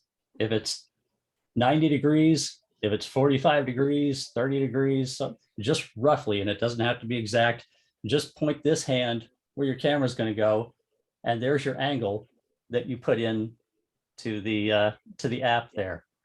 Because that angle, the speed of the stars where you're pointing there, it knows the speed of the stars rotating across the sky at that angle. And that's what it's asking you for. A lot of people look at that and they go into that part of the app. And as soon as they see that, they don't know what to do with that. So can you see that? Nope. No formula yet, just Yeah, a black screen. Too many screens. That should be it. There, you got it now? Yep. Yep. Yeah. So, Yeah. so basically, zero is going to be halfway up in the middle of the sky, and 90, which I think it lets you put in 89.99, is at the North Pole. You know. So, if you're pointing right at the North Star, you see you get a really long amount of time you can shoot. So, and then if you, if you change that and go toward the celestial equator up in the middle of the sky, which is going to be 0, then you see it's a shorter time because that's where the stars are moving the fastest. So that if you have that app, this way you don't get confused about what these settings are. And it even tells you right here, 500, using the 500 rule, it's the classic rule. It says right here, it fails with most recent cameras. Because with most recent cameras are sharp enough that you really ought to be changing it to about the 300. Guys are kind of blunt. So if you have this app, that's how you use that part of it right there. And Barry was talking about star trails too. It's got a calculator for that in it as well. And you can even draw on it. You can just draw a picture of how long you want your star trails to be, and it gives you your length of time here. You pick what hemisphere you're in, north or south, and you can just see the amount of time changing on that as you change the star trails. So that's that gives you a good starting point as well. And remember, everything's a starting point. You still have to tweak from the starting point. But if you have this app, that's an easy way to get into a starting point on that. So it says 24 hours to go all the way around? Mm-hmm. Yep. Wow. Now, don't they do star trails now where There you go. 24 hours. You don't keep it open the whole time, right? Don't you shoot in spurts? You can do that now with stacking. You can stack a bunch of short ones together and elongate your trails that way, as opposed to taking one long exposure, which will eventually overexpose. Yeah. So yes, you do a bunch of shorter exposures. So you do a bunch of short ones, that'll look like this, but the next short one takes up where this one leaves off, and the next short one takes up where that one leaves off, and eventually they add all together into trails. And there's special apps that will put it together for you that way as well. That you can get star trail apps just like the stacker apps. Because I seem to remember something used to burn up a long time ago when people were doing these things. Mm-hmm. So, all right, now, and just to end, because we saw a couple things, I will show you, and I'll show you a couple comparative shots to some other ones we saw that were stacked and stuff. But He's Star reading Tracker into was the galaxy. mentioned, and I'm going to have to kill my fake background here for a minute.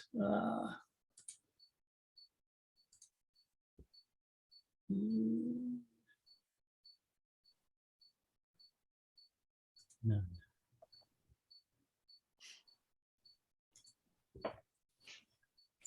That's a star tracker. Goes on a tripod. It has a counterbalance for the weight of the camera so that it doesn't strain the motor. And basically all it does, you have to align it, but once it's aligned, it rotates at the same speed as the stars. So basically, wherever you point your camera, it's just moving at the same speed as the sky to keep everything sharp and in focus so that you can get longer time exposures in a single time without stacking. So I'm going to share screen here again. And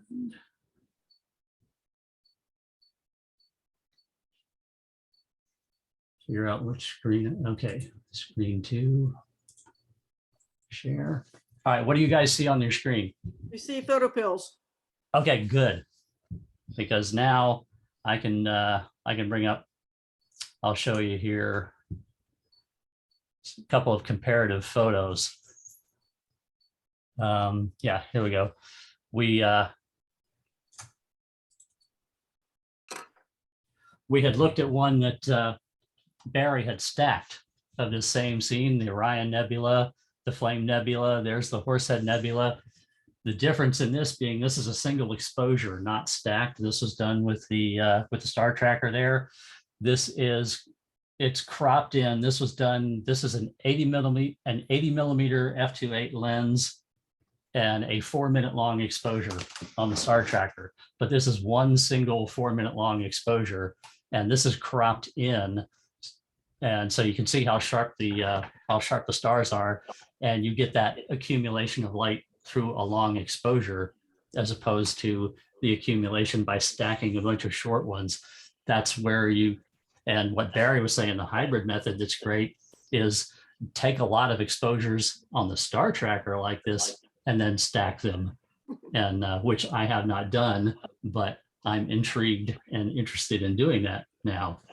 This is, and I'll show you one just to compare the difference here. That was 4 minutes with an 80 millimeter lens. And then this is 2 minutes with a 400 millimeter lens on the same nebula, but this is one single 2-minute long exposure with a 400 millimeter lens, as opposed to stacking. But that's what that's what the Star Tracker can do for you, and they're really not that expensive. I really enjoyed using mine. We're talking about meteors. You know, there's that's a Leonid meteor, but there again you can see that very distinct tapering and brightening of it to know that you got a meteor and not a satellite or something else going on in the picture. When I go out and shoot meteor showers, I just put it on time lapse. I point a couple cameras at the parts of the sky where I expect to see the meteors, and I figure out a base exposure. Typically, it'll be about 8 to 10 seconds with a 1 second gap in between. And I just let the camera run and take hundreds of pictures over hours, and then just go back and cull through the pictures and find the ones that have a meteor in them, like this. That's a real easy way to do it. Set a couple cameras out, run time lapse, let them run a couple hours, and go back and look at your pictures. Now, I did get creative at one point and went out, not this very past one, but the year before. I went out for the Geminid meteor shower and made a composite. So this, I ran the camera time lapse for 3 hours, taking 10-second exposures continuously for 3 hours. I found all the shots with the meteors in them, composited them. I took one picture from the middle of the 3 hours of the sky background and the foreground with trees and everything, and put the meteors in place, because that lets you see meteors have a radiant point from a meteor shower. And this really let you see that the meteors all do angle and go back to one particular point in the sky, which will be in the Geminid constellation. So this was a really good, this was a fun thing to do, with taking a couple hundred pictures. And then this is, I think, about 17 images composited into a final image for the meteor shower. I'm going to break in here and say that's probably one of the best pictures I've ever seen that illustrates what you said, a meteor shower. That really looks like a meteor shower. That's fantastic. Yep, that was the Geminid meteor shower, not the one that just occurred, but the year before. I was able to get out under a clear sky and do that. My only question is what type of soap you use when you do it? When you doing What's that? So my only question is what type of soap do you use when you're doing a meteor shower? And there you go. There's my 100mm lens shot versus Barry shot of the conjunction. Nice. Taken from my front yard through the tree in my yard. Nice. Yeah, not nice compared to yours. As I say, you laugh when you see mine, but I did go out and do it. I just had to go out and do it. And Star Tracker again. That's a shot I did just a couple of weeks ago of the Andromeda Galaxy. But this is Barry. How many images was yours stacked? 227. 227 stacked images. This is 1 20-second exposure on the Star Tracker. Yep. So that's, so it's not as good, but it's also a whole lot less work than stacking 220 I'll say together too. This was a single 20-second exposure on the Star Tracker in my front yard. So if with a dark enough sky, I really couldn't run it longer than 20 seconds, but with a dark enough sky, I could have run it for, longer and built more up. But I have a lot of light pollution out here in Brandon area. My picture of the Orion Nebula was actually taken with a light pollution filter, what they call a city light pollution filter. And that's why the nebula came out so red. It was almost like shooting an infrared picture. You would be surprised if you put a light pollution filter on yours and did longer tracking, you would have some spectacular pictures. Yeah, this was 2 minutes with a 400mm in my front yard with lots of light pollution. Yep. However, the other one that has the Horsehead Nebula in it, and the Horsehead and the Flame Nebula and everything, this one I did go out to the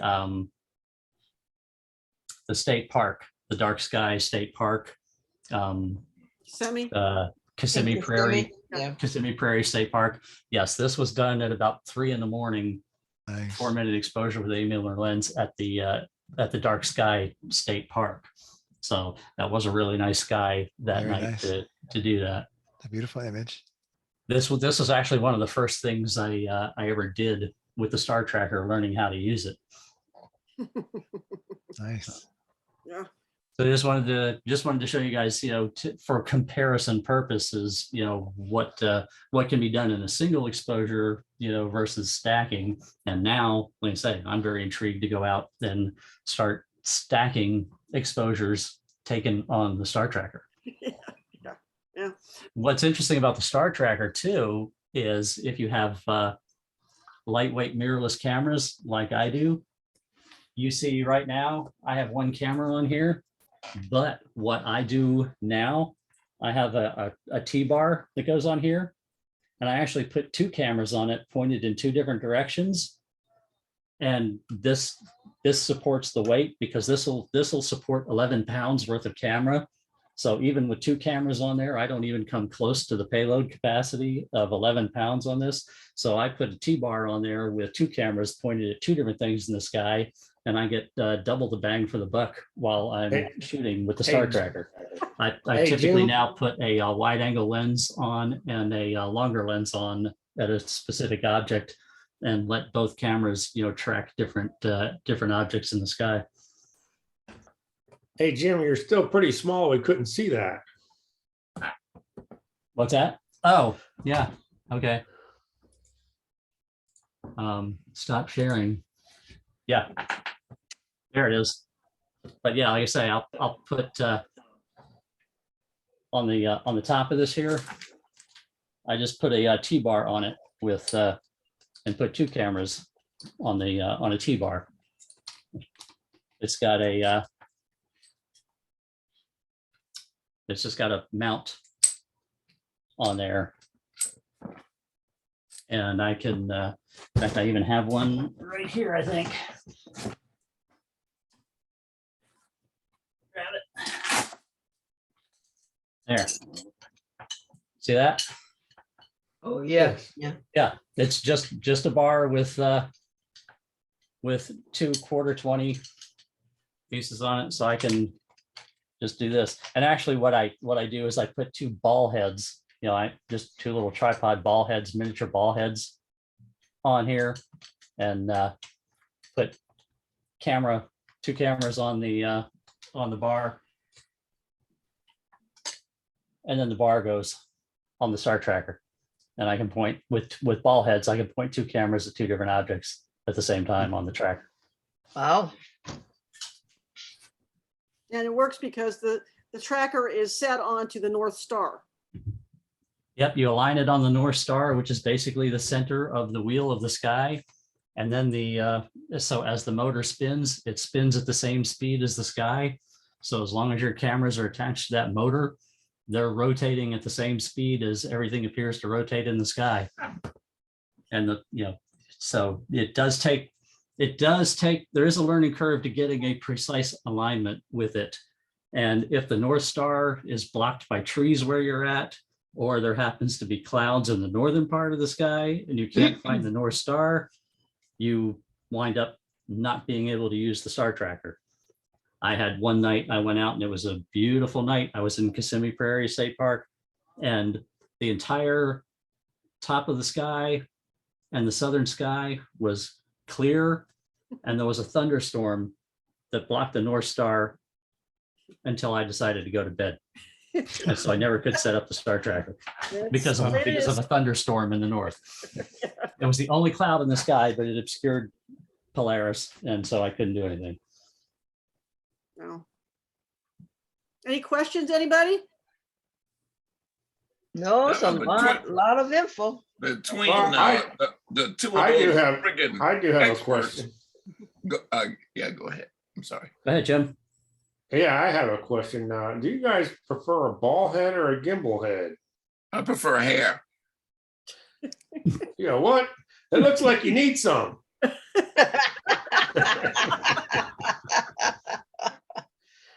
Ball head or gimbal head? That's a good question for Jim. He's the pro and he uses this Well, stuff all the time. No, I mean, when I'm working with this, I just have a ball head that I take off my tripod, and put on here, because my cameras are light, and I don't have any issues with the ball head creeping or losing its positioning basically when I put the camera on it, and it just makes it really easy with the ball head then to lock in on an object, because some of the deep sky objects, once you find them, you have to be really precise where you're pointing the camera, especially with a longer lens. You're trying to get in on something like Andromeda or the Orion Nebula or something like that. You have to be really precise, and I can get there quickly with a ball head. I have that heavy camera, and I find that I get more stability out of the gimbal head when I put my 500 on it. And, when you're putting a lot of weight, see, I don't have anything that has a lot of weight to it, so the ball heads aren't an issue for me. But I can see when you get into having a lot of weight, you might want to not use a ball head. And also, if you have a lot of weight like that, you want to make sure that your star tracker supports it and that you properly balance it with the, with the counterweight to put as little strain on the motor as possible. That's why this weight slides on here as well, so that you can adjust the balance point. Actually, what you do is you unlock the head, and when your camera's on it, you turn it side, you have it where it'll rotate freely. You put your camera on it, and then basically you slide this weight, kind of like the old scale in the doctor's office, until the whole system is balanced, lock the weight in place, and then you're putting minimum strain on the motor assembly that's in there. Because basically it's just a little motor and a gearbox. This runs off of 2 AA batteries. So, so 2 AA batteries is running a motor and a gearbox in here. And this is designed to, this one is rated for 11 pounds of weight on it. But that's properly counterbalanced weight. Excellent presentation, Barry. Excellent, both of you. Excellent. Yeah, that was really good, Barry. Really Glad you good. enjoyed it. Really appreciate you doing that tonight. Very well done, both of you. Thank My you. pleasure. Thanks. Thanks, A lot of Barry. information. Very I- helpful. I'm looking forward to seeing some results from it. You guys have to take us out somewhere to do that. Hold our hands. Yep, I'll see about putting another one together. I did one, I think it was November. I did one, and a few people came out and were there that night. Is that the one that was during the week? Yes, it was Yeah. during the week. Yeah. During the week sometimes works better for me. Oh, absolutely. Yeah. Any other questions, anybody? No, but I thank everybody. I have a question for Jim. Sticking with us, there's a lot of good information, and I will be sending out the PDF to everybody tomorrow. And Yeah, this you guys time- really hung in there late tonight. Yeah, And and I I heard will somebody has a also question get for this me. recording. It'll probably take me a while for this because it's pretty long, for this recording to get rendered, but I'll have that, should have that up on the website tomorrow as well. Hey, Lynn, Barry said he was going to make some adjustments to the PDF though, to incorporate Jim's stuff too. Okay. Okay, I'll hold off on that. Thanks, everybody. Really well done. Thank you. Great job. Yeah, I Have a heard good somebody had a night. question for me. Yeah, Jim, I had a question. I think I had read somewhere a while ago that there was a camera, I think it might have been Pentax, that makes a camera where the sensor automatically keeps the stars aligned. It actually moves. You are correct. It is Pentax. Pentax does have it's limited in the amount of travel because it's the sensor. They've got they've got an IBIS sensor in there. And the sensor itself does the image stabilizing, but they've also put some programming in the camera since the sensor can move. And in a Pentax camera, the sensor can move in 3 axes as opposed to just 2, as some other cameras do. Since their sensor can move in 3 axes, they programmed into the computer system to allow the sensor to move at the rate of the stars, but you're still limited, based on the focal length of your lens and the magnification, how much time you can, still have that work and be beneficial to you. But you are correct. That is built into Pentax DSLR systems. Thank you for covering photo pills. I've learned more tonight than I have in the past couple of months. Yeah, we might try to get somebody to come in and talk about photo pills specifically, because it is a very beneficial app to have on your phone. So something we've been talking about. So, and there are a couple of guys. I don't know if you guys have heard of Joshua Cripps. He's the guy that shot using photo pills, spent thousands of dollars and went to, I think it was Dubai, and shot the eclipse with a guy with a camel on a dune. So he used photo pills to do all this. So I would see if I can get him to come speak to us sometime later this year, or maybe first of next year. So Excellent. Good night, all. This is a great presentation. Fantastic job. Sorry, I hope you feel better. Yeah. Hey, you guys have a good time tomorrow. Yeah. All right, hopefully see some of y'all tomorrow, and I'm gonna go ahead and stop the recording now.